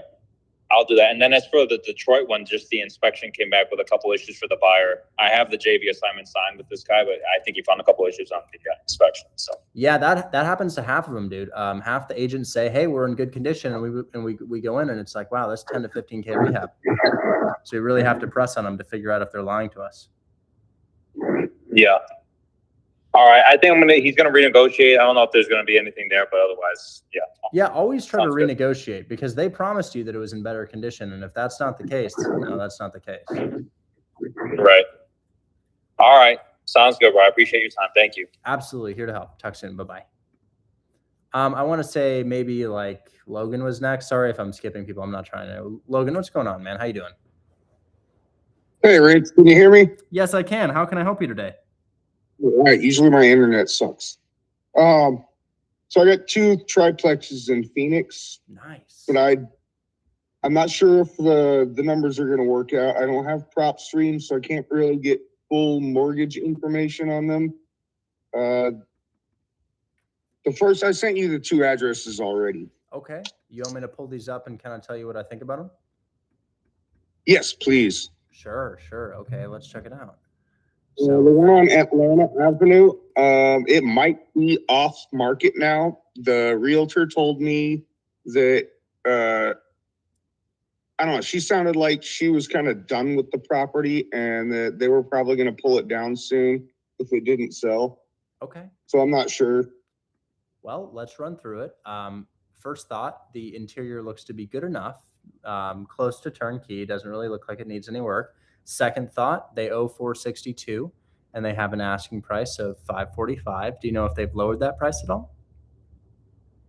She told me he might be willing to go to 530 or might be able, or that he might be willing to let us assume the mortgage, like outright.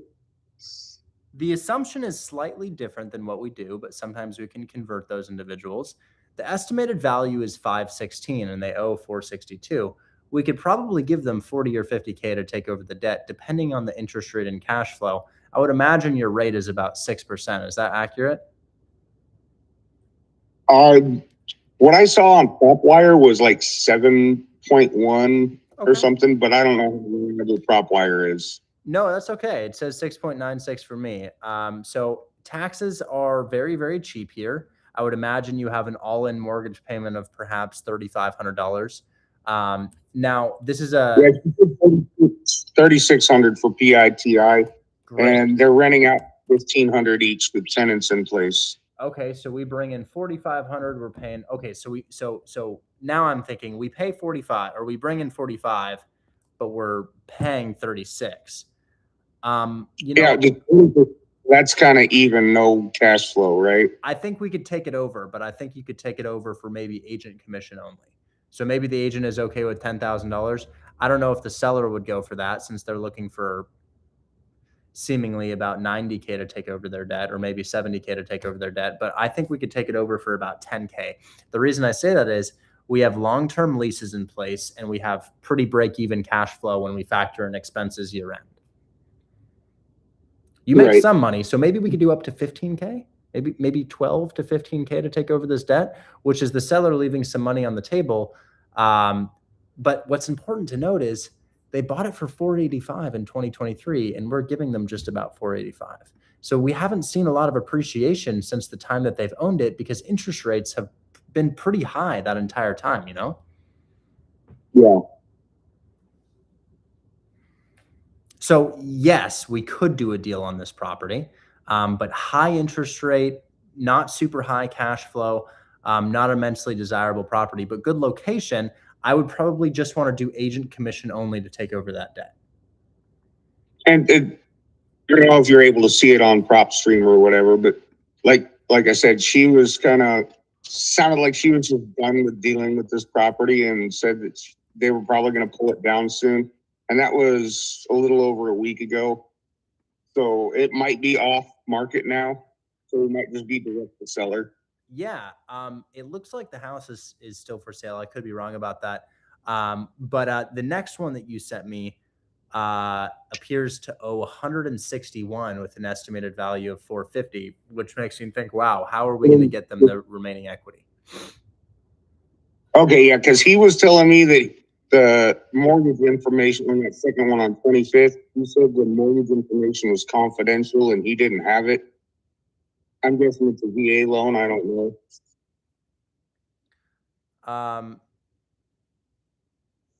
Oh man, TikTok. I'm gonna restart. He wouldn't give me information. Yeah, so that one's hard. You got to give him like 300K to take over the debt. Okay. God, why did I get banned? Guys, I'm going to restart the stream. TikTok banned me and now nobody can see the stream. I'll be right here, guys. You can click follow. I'm just going to restart this 1 second. Good. Sorry. Yeah. So for that one, sure, it could be fine, but they have a really big gap between asking price and what they owe. Do you know what I mean by that? Hybrid. Mm-hmm. You could do a hybrid. You could do a hybrid. You could offer them a down payment and then money to take over their debt. That would be okay. I would want to see if it cash flows, but I imagine it does. Is this another triplex? Yes, it is. They're bringing in 1355, 1695, and 1795 for 4825 total. Good. It's a let's see, it's a 1-1, a 2-2, and a 3-2. So if you could structure payments that cash flow, which it looks like you could give them full 10% down on this. 10% down. Okay, I'll mark that down. 10% down, and then finance the remaining amount with monthly payments.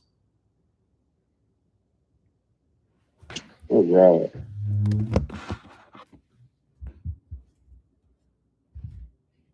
That's what I would. And how much did you prove the mortgage was on that? Looks like it's about 160,000, 161,000. That he owes still? Yes. Okay. Yeah, because he wouldn't give me the information, or well, he told me he didn't have access to that information. It was confidential. Yeah, a lot of people say that. That's why I like to use a program like PropStream to figure out what the actual balance is. Anyways, I got to move on to some of these other questions, okay? All right, cool. Thank you, Ruth. Appreciate your time. Talk soon. Bye-bye. Mondays ago with agent 11 a.m. Okay, let me tell. So I just got a text from Pam about that. So for Bellaterre,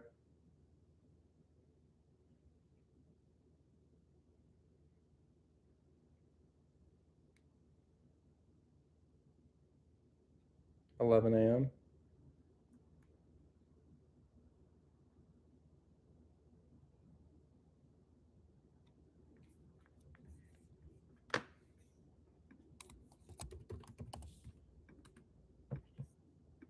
Okay.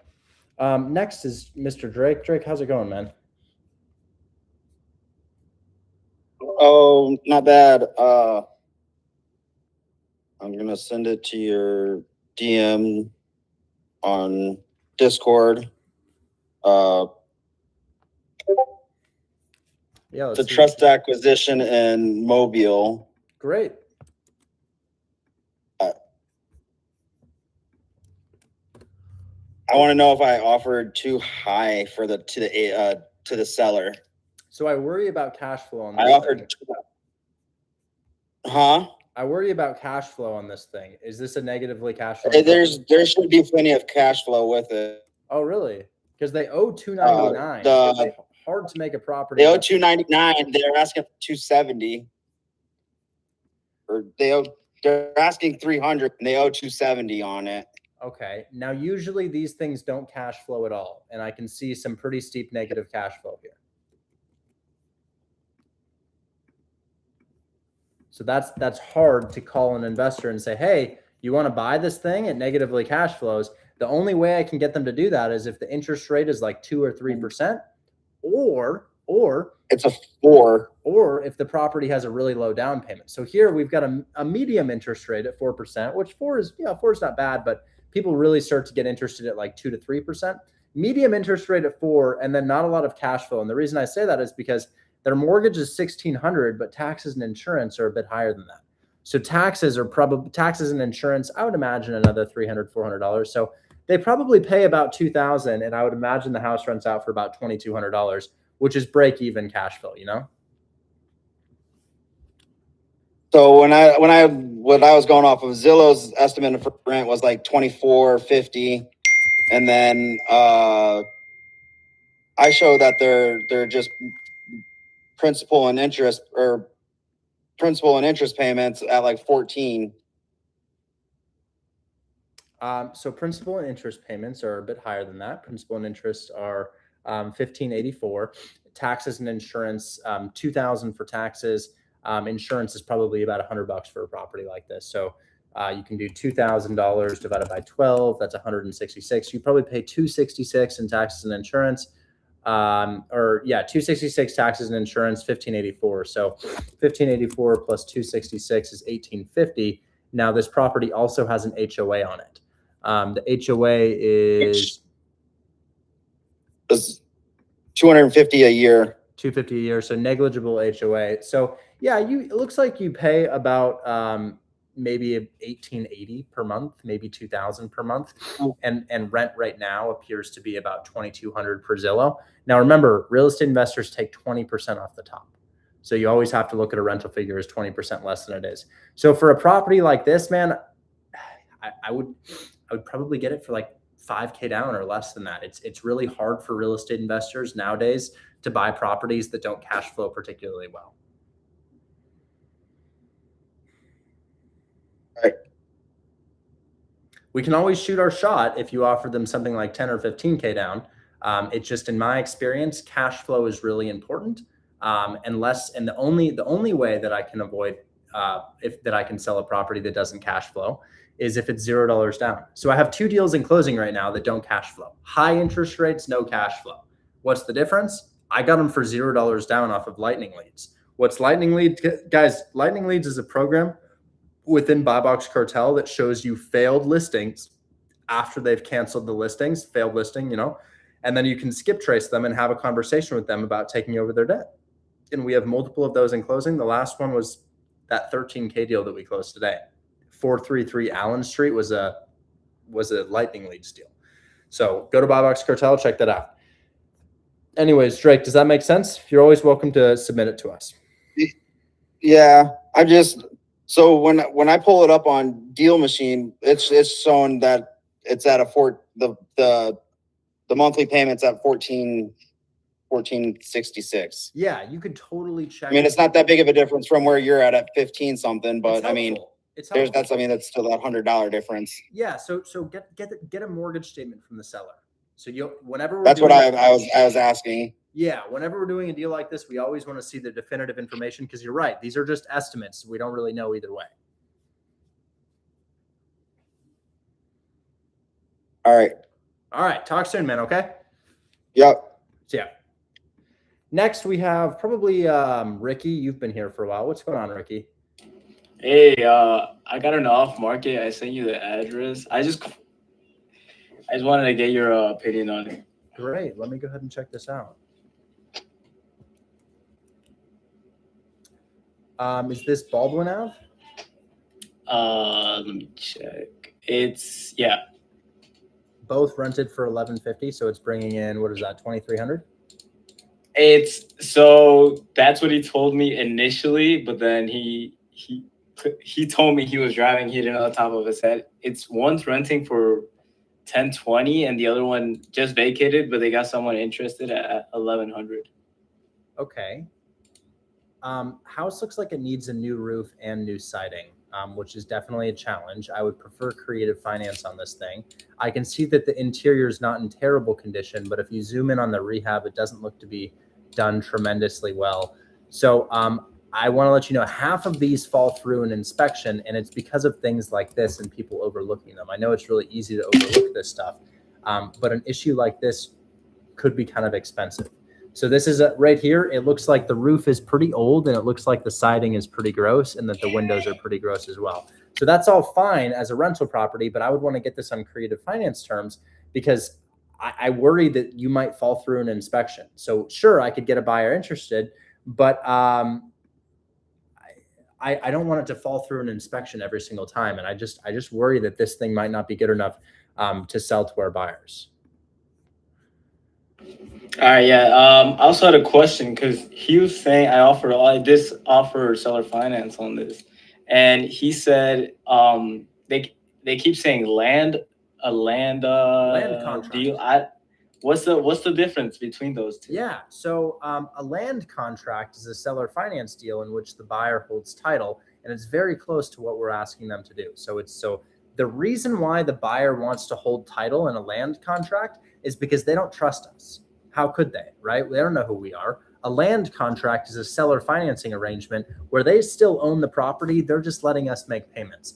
The reason that they want to do that is because they can't ensure that we make payments, And if we stop making payments in a land contract, really easy for them to get the property back. So whenever somebody says, hey, I want to do a land contract, I'm like, yeah, totally understand. So would I. Is that because you want to make sure you can get the property back quickly if we stop making payments? Yes. Okay. Well, hey, I could give you that same security with a deed of trust, right?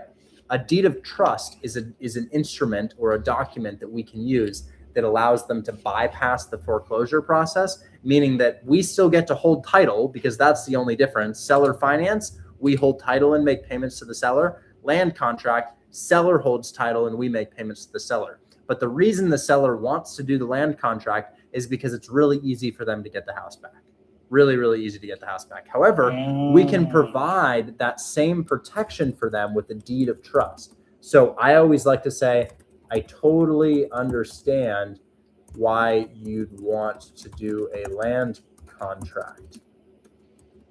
You're looking to reclaim the property without foreclosure in the event of our default.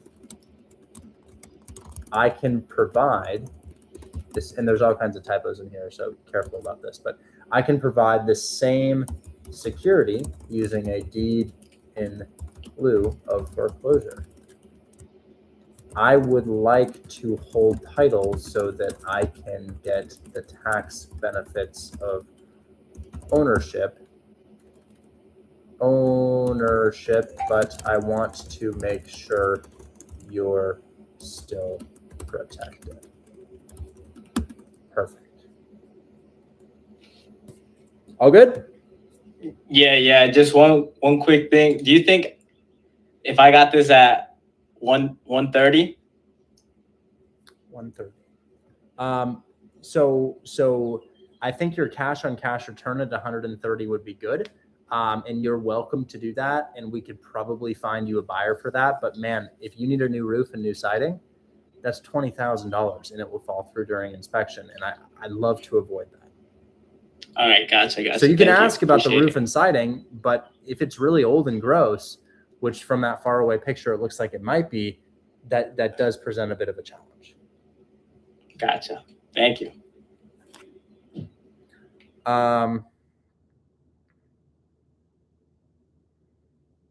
Let me text Pam.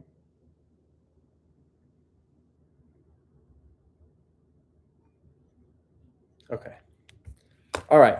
So next, let's talk to, maybe JT has been here for a while. Hi, JT. What's going on, man? Yo, how's it going, man? I'm doing well today. How can I help? Good. I just sent you a DM on the property that we just got sent. One of my partners was looking at it. We just want to make sure, is it worth it with fresh eyes, and see if you possibly could help us out with this deal too, because as you can see, the interest rate is high, but it does cash flow. Cash flow is only like, I get the PITI is $995. Zillow, rent estimate is $1,358. Sure. So $995 payment, and we have $1,358 coming in, so it doesn't really cash flow too much. And then what's your down payment on this? Well, here's the thing, like the guy wants us to take both of his properties for 10 grand. So take both properties for 10 grand that I just sent you, and then,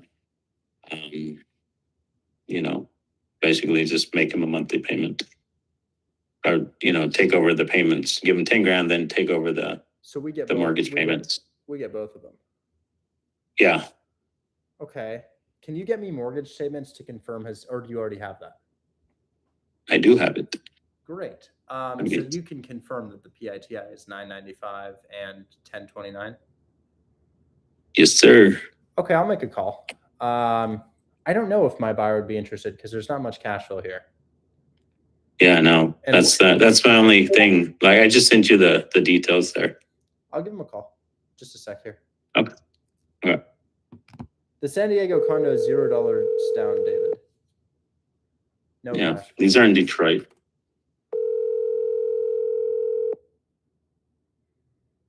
A little late. We'll see if he picks up.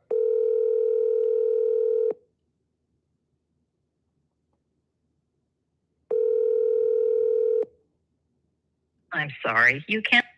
Okay, I'll text and say, I have 2 duplexes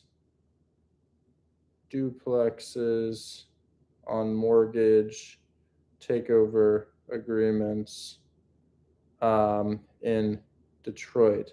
Not sure if you'd want them. It's a package deal.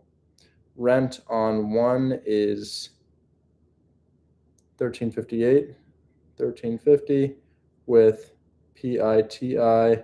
Wait. Are these duplexes or single family? They're single families. Oh, okay, got it. They're two different, and they're pretty. They're already turnkey. They're pretty nice.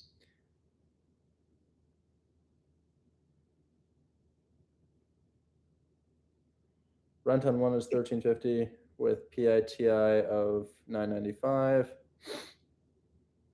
Rent on the other is $10.29, rented for $12.50. Mm-hmm. And how much down? Just 10K?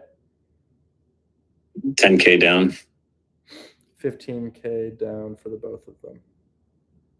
Mm-hmm.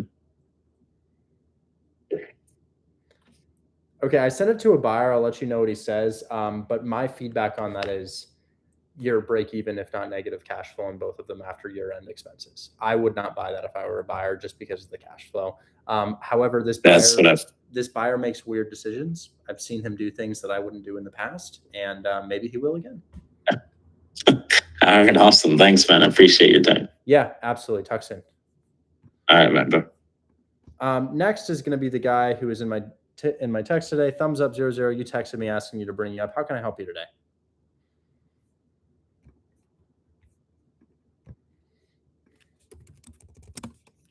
Thumbs up 00. Can you hear me? If not, no worries. We'll keep you here and talk to a Mr. Shanta Solutions LLC with a crazy deal under contract based on what they're telling me. Shanta, I'm buying right now. If you had something like that, I'd give you a lot of money. Shanta, can you tell me a little bit about that? Uh-oh. Can y'all hear me? Okay. Well, I got 2 people here not responding. Do you only do Detroit? No, all over. But Detroit's one of the best markets in the United States. Okay, Shanta Solutions LLC. Your mic won't work. Do you want to DM me the deal? I just added you as a friend. You could DM me the address to that, and I could check it out. Sammy has a deal for Harry. Ugh. Sammy, I'll bring you up tomorrow, okay? Tomorrow at 1:45 p.m., bring up Sammy for Harry deal. Your mic is not blocked. You have to approve it on your own browser. So I didn't block your mic. You blocked your own mic on your browser. Your browser is not allowed to record you unless you say it is. So you'll have to go into your browser and make sure that you're not blocked. But that's okay. We can communicate via text. Oh, did you get it? Yes, you did. Tomorrow at 1:45, remind me to bring up Sammy. Okay, I added it. Okay. We can hear you, Shanta. Can you hear me? Yeah, my name is Gamel. Shante Solutions is the name of the business. Perfect. Gamel, let's take a peek at that deal. Do you want to go ahead and DM it to me? I'm buying stuff like this right now. Yeah, man, I'm very excited. So a little bit of backstory. This is a tire landlord, and he has 26 properties portfolio, and he's just tired and he just wants to get rid of them. So I put it inside a buy box cartel, right? So I got him under contract for $136,000. You said 28K so in it's the chat. So I put it in for the Section 8 portion. Okay, you want to send it to me? Yes, I would love to. Is this so? Do you want me to send it to you directly, or you want to talk about it on here? You're welcome to just say it out loud if you'd like, since you have it under contract. Yes, I would like to. So it's a duplex. There's 3 bedrooms on top, 3 bedrooms on the bottom, 1 bedroom in each. There is a tenant inside the top one. They're paying $1,300 Good. a month. Okay. He said that the property is renovated. Okay. Hopefully not lying about that. 9 out of 10 times they're lying. But we'll check it out. Right. So what's the address on this? So it's 3339 Yeah. Clements. So that's Clements Street in Detroit, Michigan. Now, are these photos on Zillow outdated? Those are currently the photos of the property. So after I got him under contract, I did submit it straight to you guys in buy box, so that we could schedule like a walkthrough. But our company is going to schedule out to go out and take pictures very soon, like in the next couple of weeks. But I just wanted to see what you guys had to say about it. All I can judge is the numbers, and the numbers sound good. What is your lockup price? What do you have the contract for? I got it under for 136,000 in the hopes of getting a Section 8 buyer. Yeah, Because I know that hedge funds and Section 8 buyers pay a little bit more, but I was so confused because when I plugged it in, told me that you guys had buyers that would pay up to like 400,000 for it, and I Probably I put in the plugged in. wrong rent, so it's based off of the rent. If you put in $4,000 rent, it'll put in some crazy amount of money that you should pay for it. Okay, it doesn't matter since it's a duplex and the top rents for 13. I would assume the bottom rents for 13 too, but I know Section 8 pays more. Is that? It's honestly none of that really matters right now because you've got 1,300 on one side and you've got a good price on it. What matters is the photos. So it's very hard for us to sell a deal without photos. So I would definitely need to know what the inside looks like right now. Can the seller take photos of the property? I know that's going to be very difficult. He is he's 70, very kind of grumpy. I could tell that he's does this like all the time, and I know he's tired. So it's going to be a great deal that he's not going to be able to go. But I am willing to get someone out there. And I told him that we're going to schedule out a walkthrough very soon, like just to take pictures. I can schedule a walkthrough and we can see what the condition is. Chances are he's lied to you immensely about the condition of the property and renovated it 30 years ago. I'm gonna.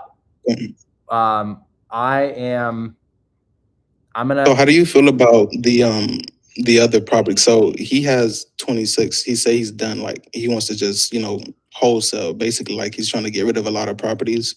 I wanted to bring them all to you. I just want to make sure this is something that you want, and I know it's going to really depend on the pictures. I know that. Yeah, it is definitely something we want. So your numbers are really good. I could definitely get you a fee on this deal. We just have to send somebody out to the property to walk it. Can I bring you up tomorrow and you can tell me when we can get into the property? Do that for you. Okay. So you think we could get into the property maybe Friday, Saturday, Sunday, something like that? Yeah, let me definitely work on that. I could do that. He sounds really ready to sell. He sounds really happy to sell. And we've had good conversations so far. So what you think this weekend, like Friday? Well, it's up to him. So whatever this guy says we can do, he probably has to ask his tenants when we can get in. I've got a guy who will walk the property for you and confirm the condition. So I'll bring you up tomorrow, and can you call your guy in the meantime and figure out when a good time to get our guy in is, and we can coordinate that? Yes, I could do that. Okay, perfect. I do have another deal that I would like for you to look into. I can look at it. Okay, I'll look at one more. Okay, I know you're a busy man, bro. I'll look at one more. Let's check it All out. right, all right. It's 19410 Kent Field Street, Detroit. So it is there is a tenant inside of there. Probably not. Just off the bat, probably not. I probably wouldn't do this. So a couple of reasons. Tenant occupied, below a financeable price, 2 beds, 1 bath. What I mean by below a financeable price is that if there's a tenant in there, it's a rental property. And if it's a rental property, you're getting a DSCR loan.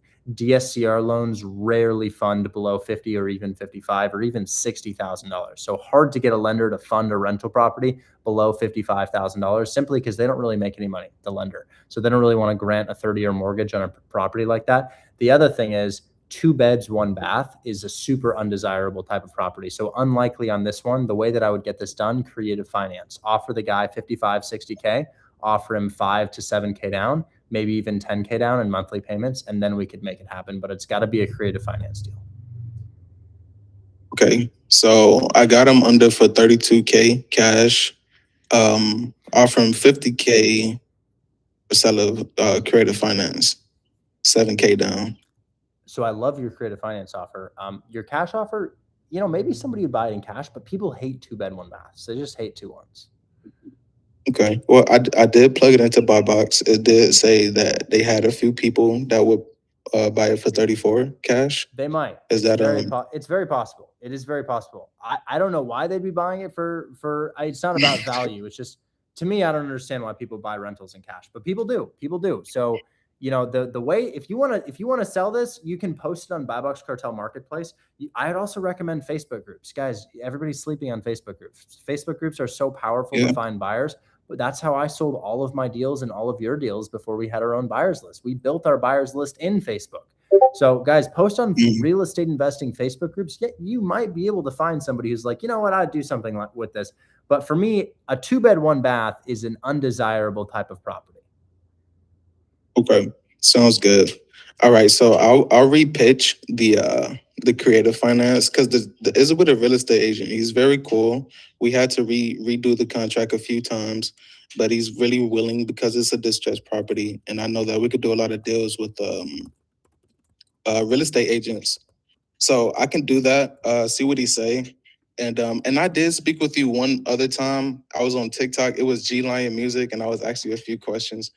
So I just want to ask you, so when you plug a deal into Buy Box Cartel and it gives you an offer price of what a buyer would pay, is that number contingent upon us offering a lower price to get our fee, or do you guys pay a fee on top of the offer price? Buy Box Cartel will spit out whatever number you put into it. I like wholesale.group.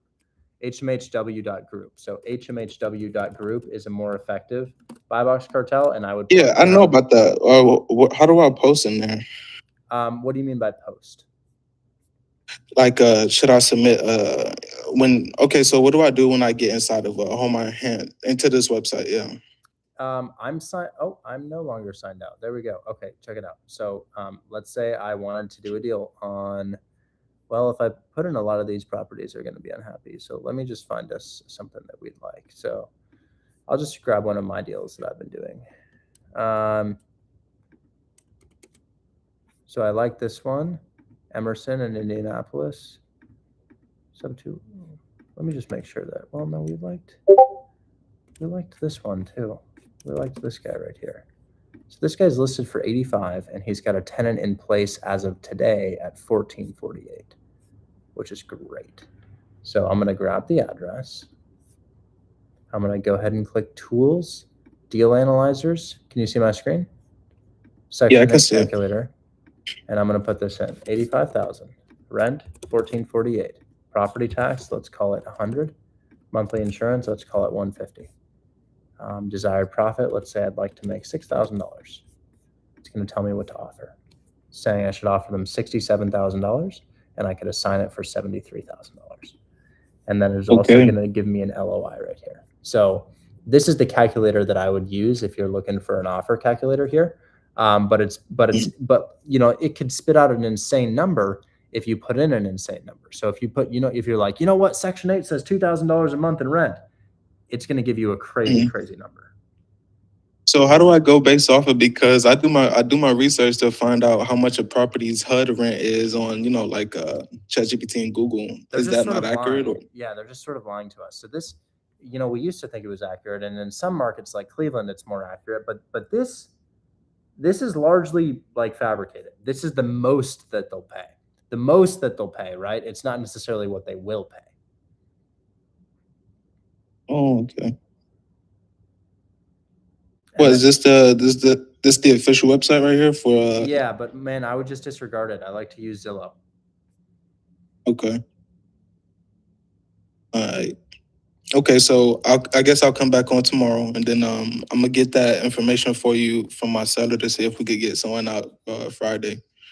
Yeah. So let me know, and Okay, cool. I'll bring you up tomorrow. I'm gonna set a reminder to bring you up tomorrow. Okay. All right, cool, man. And I'll DM you. Well, actually, wait a second. What was the first thing I told you to do? Get the guy out to that. Yeah, we were gonna get the guy out to that property. So I'll bring you up tomorrow. Let me know what a good time is to get to when they can go out. Tomorrow at 2 p.m. Remind me to bring up SHONTA Solutions. Okay, I added it. Okay, got you locked in, man. All right. Yes, sir. Thank you, brother. Later. Talk soon. Bye bye. Hey, man. Hey. How are you? I'm well. How are you? I'm doing good. Yeah, so I'm just working on a trust acquisition deal here in Cleveland. Great. And it consists of 4 properties. They're all rented out currently. So for these ones, I offered 50 grand to take over the 4 properties. And then the attorney for the sellers just wanted to speak with your attorney. So if you could also send me the information. You mentioned it was Jeff, right? Yeah, I can put you in a chat with Jeff. Okay, nice. Actually, I'll give you his phone number. Let me know if he answers. Yeah.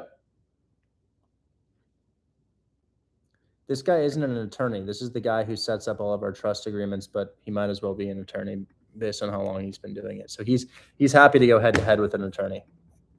Okay, nice. And then I also have 2 multifamilies. They're cash deals in Detroit. I did send them over to your team, but it's been kind of a struggle to get buyers since some of them they're partially rented out already. So there's a few vacancies in place. Let's see. But yeah, so let me see one of the properties. Let me pull it up on my email. I'll DM it to you. Let me see if I can. Guys, in addition to sending the deal to my team, post it on Facebook, post it on Buy Box Cartel. You know, a lot of people find their deals by posting it on the Buy Box Cartel marketplace. There's thousands and thousands of buyers who you can literally text blast your deal to on the Buy Box Cartel marketplace. Lots of buyers and wholesalers hang out in Facebook groups. And then you can also send it to my dispo team to expand the amount of buyers that put eyes on your property. Yeah, so I just sent it over to you. So each of these properties, based on like your calculator, I locked up Ellery Street at 265K. Okay. And then Sturdivant Street was locked up at 290. Okay, let's see if it's cash flowing. It is above the price point of our typical deals, but this looks like a bigger one. Ellery Street looks like a townhouse. Do you have the entire building? Yeah, it's the whole building. Okay, It's 4 units of 2 bed, 1 bath each unit. Great. What is this thing bringing in? Let me see if I can pull it up. I know it's somewhere in my emails here. Direct to seller. Crap. Sorry.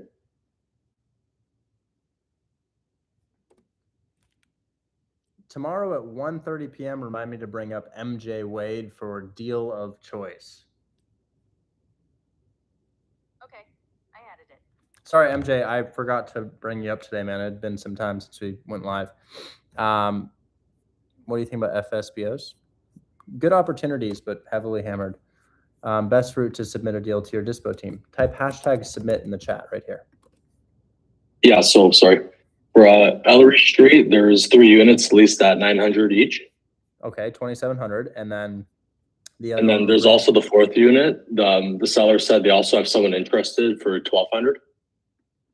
That's the 4th unit's vacant, but they have someone interested for 1,200.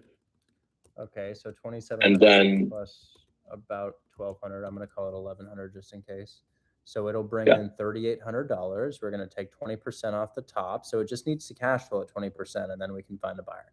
Your price that you have under contract for 265. 265. Cole, I've got one for you right now. It's about to be finished. I have, you want to look up 11461 Sanford.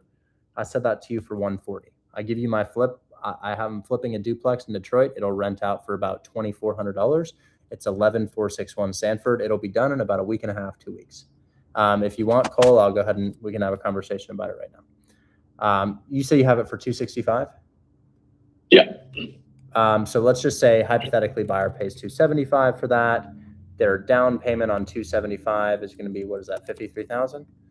More than that, 56,000? Less than that, 55,000. And then taxes and insurance for the taxes was 2,600 a year, and then insurance was 2,500. Okay, so 1,463 is your payment, right? 1,463. And then you have 2,600 plus 2,500 is 5,100. So divided by 12, your monthly obligation is 425. So I'm going to subtract 425 from that. So and then there's also the water bill of $90 per month. That's what the landlord would be paying. Okay, so you make about 1,062. If you multiply that by 12, 12,744. And if you divide that by the total cost of entry of 65,000. So the only thing that could, so you're pretty close to a 20% cash on cash. The only thing that could go wrong here is the condition. Do you know anything about the condition of this property?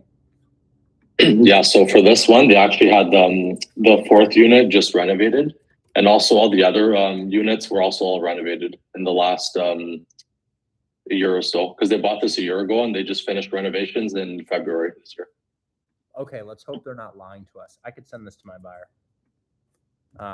Okay, dope. How long does it take to close a deal? Well, if you're like me and you know what to call on Zillow, you could, I mean, I found somebody who's presenting my offer and has a seller that could be interested in it today. Now, if they say yes to that offer, that'll probably close 30 days from today. And then for these, I also extended the closing till June 9th. And then inspection was till June 8th.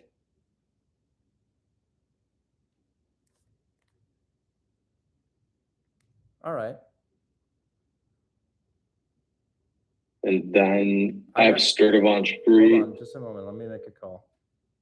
Yeah. Yo. Okay, I do have one. I don't think it's insane, but I think it's good enough. I've got a 4-unit in Detroit. They're claiming renovated, but I'm not going to say anything. And it has 3 out of 4 units rented. It'll bring in a total of $3,800. And the price point on that is $275, which would hit a 20% cash on cash, even with 20%. Pass? You don't do 4 units? And no, it's not that I don't do 4 units. It's just 4 units at that price doesn't work, because it's going to be a challenge or a headache to get it rented. It's already rented. Well, rented with the generally you have more turnover with 4 units than you do duplexes. So what? So you said you wanted the Cleveland 5 unit, and you're interested in the Memphis duplexes. So I don't understand. No, that's fair. But the Cleveland 5 unit, I think, is priced a lot better than the 4 unit on this one, right? 275 is what I think is a little too much on this one. 4 unit. If you look at a 4 unit 4plex, so we divide it by what? 4, so 275. What's that come out to? Like, I don't know, but it does hit 20%. So if it's I think 3 out of 4 units are occupied, and if the 4th one's occupied, it does hit 20%. If the 4th one's occupied, it's right at 20%. Yeah. It's it's an 8. I won't say hard no yet. Let me send it over to me. Let me have my PM just take a quick look at it. Yeah, it's a flip for them. What's the zip code? It's in 48207. Okay. Yeah, shoot over to me. Okay, I'll send it over. They bought it distressed for 160, poured in a ton of rehab, and now they're looking for. We have it at 265, so sending it to you at 275. Got it. Okay, no worries. Yeah, I'll take a quick look with the PM and then get back to you on it. Okay, I'll send it over to you. Thank you, sir. All right, see ya. Bye. Yeah, I don't know why he could pass on it so quickly without seeing it. I think he has to at least put eyes on it before he knows whether or not he's going to pass on it. But 3 out of 4 units occupied at 2,700. 4th unit, 4th is rehabbed, right? 4th unit is renovated. Yeah, that just got completed. The only thing the seller did say with other streets, the electrical was a little bit older, but it's all in working condition. Okay. We can definitely, I mean, I hope that he takes a peek at it. Yeah. Hold on. Hey, sorry, are you guys still open? I can head over in about 10 minutes. Okay, I'll be there. So sorry for the delay. Talk soon. Bye-bye.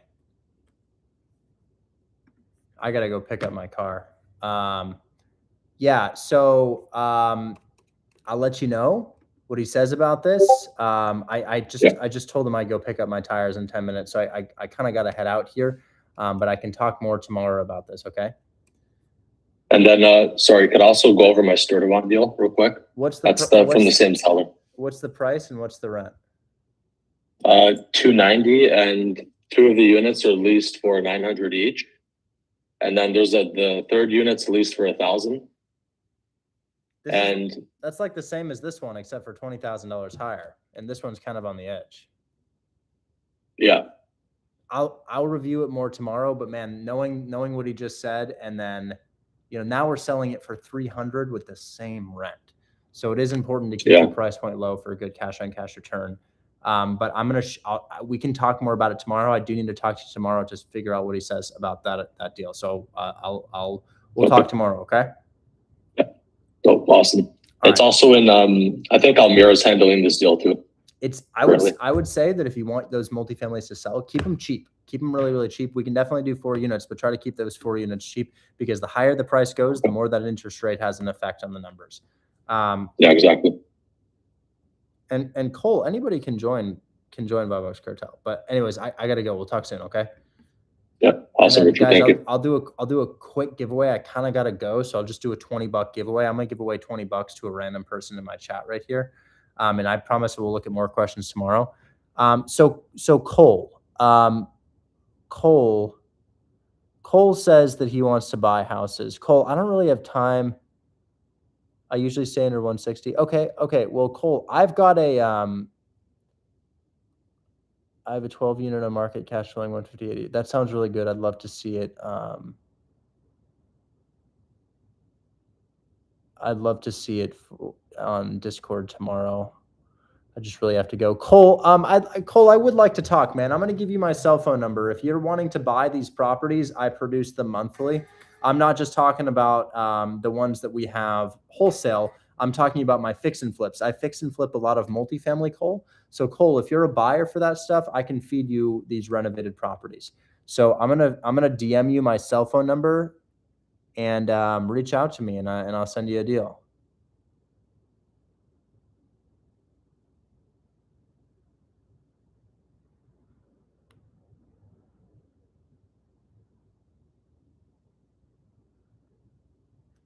Okay, found you. Hopefully you're public. Hopefully you are public. Okay.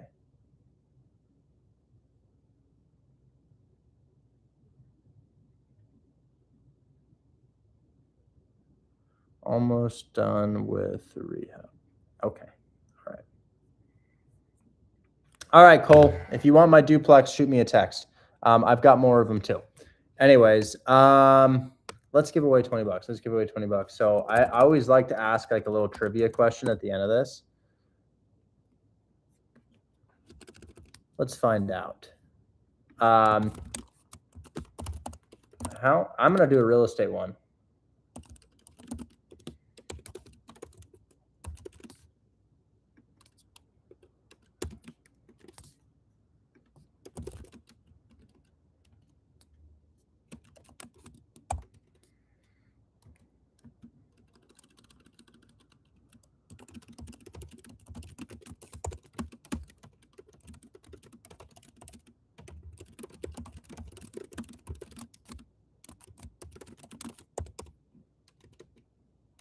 Three, two, one. If a house has a 4.75% interest rate and is for sale at $100K, how much could we offer to take over the debt? $60K. Goddamn. I think 15 is pretty close. 15's a tad high. you know, if you did it for 15, you could probably get like 2K. You probably get like a 2K assignment at 15. So I will take the 15 because Brock, yes, you could offer 15. Sure, you're only making 2. But yeah, you could do that because guys, what's your mortgage on 100K? 750. And if your rent is 1,400 and you offer 15K, yes, we would sell that deal at 15, Brock, but it would only be a 2K assignment fee. So I'll take that all day. We'll take it. We'll take it. So Brock wins our $20 giveaway. We could offer that. We could offer that. Brock, what do we do? Do we Venmo you? Do we Apple Pay you? How have we paid you in the past? You can Apple Pay me. Apple Pay you. And does your phone number still end in 19? Yeah. So guys, I've sent him previously $120 via Apple Pay. So he doesn't pay to be here. He is paid to be here simply because he attends the live streams and answers my questions. Yeah, my full-time job is just trying to predict what the next question is going to be pretty much. It's doable. It's doable. Yeah, we can take, we do 15K. So guys, I literally, look how much money we've sent him. I actually have a running list of all of the previous questions and answers from all the trivias. I'm having Claude go through it and try and predict the next question. Okay, well, guys, I'm so sorry. I gotta head out. Do we have another live stream guest right now? You might have another live stream guest, and I think it's Kira. So Kira's gonna come on and she's gonna answer a couple questions, guys. The live streams and Hold My Hand Wholesale typically run anywhere. Well, I've been live for 3 hours, right? I started at about 1:50 today, and now it's 4:55. So I Cole in Birmingham, what do you know about the property? Looks decent on buy box. Cole, those are my student deals. I don't know anything about that property, but you can make an offer right there. You can make an offer directly right there. But anyways, guys, I am so sorry. I simply must head out. I've got to go pick up my car. But thanks so much. Oh, Hayden, yes, text me about that, please. I forgot that I did that, but yes, talk soon. All right, bye-bye. YouTube, thanks for hanging out with me, guys. I appreciate it. If you want to join Hold My Hand Wholesale and you're on YouTube or you're on TikTok or wherever you may be, you can look up Hold My Hand Wholesale, or you can click the link in my bio. It's also in my YouTube bio. We go live anywhere from 5 to 8 hours per day. The goal is to teach you how to acquire properties for my buyers so that you can build the capital necessary to acquire your own property, whether that's a fix and flip or a rental. Anyways, guys, I got to head out and pick up my tires. Thanks so much for hanging out with me. Catch you on the next one. Bye-bye. If you have a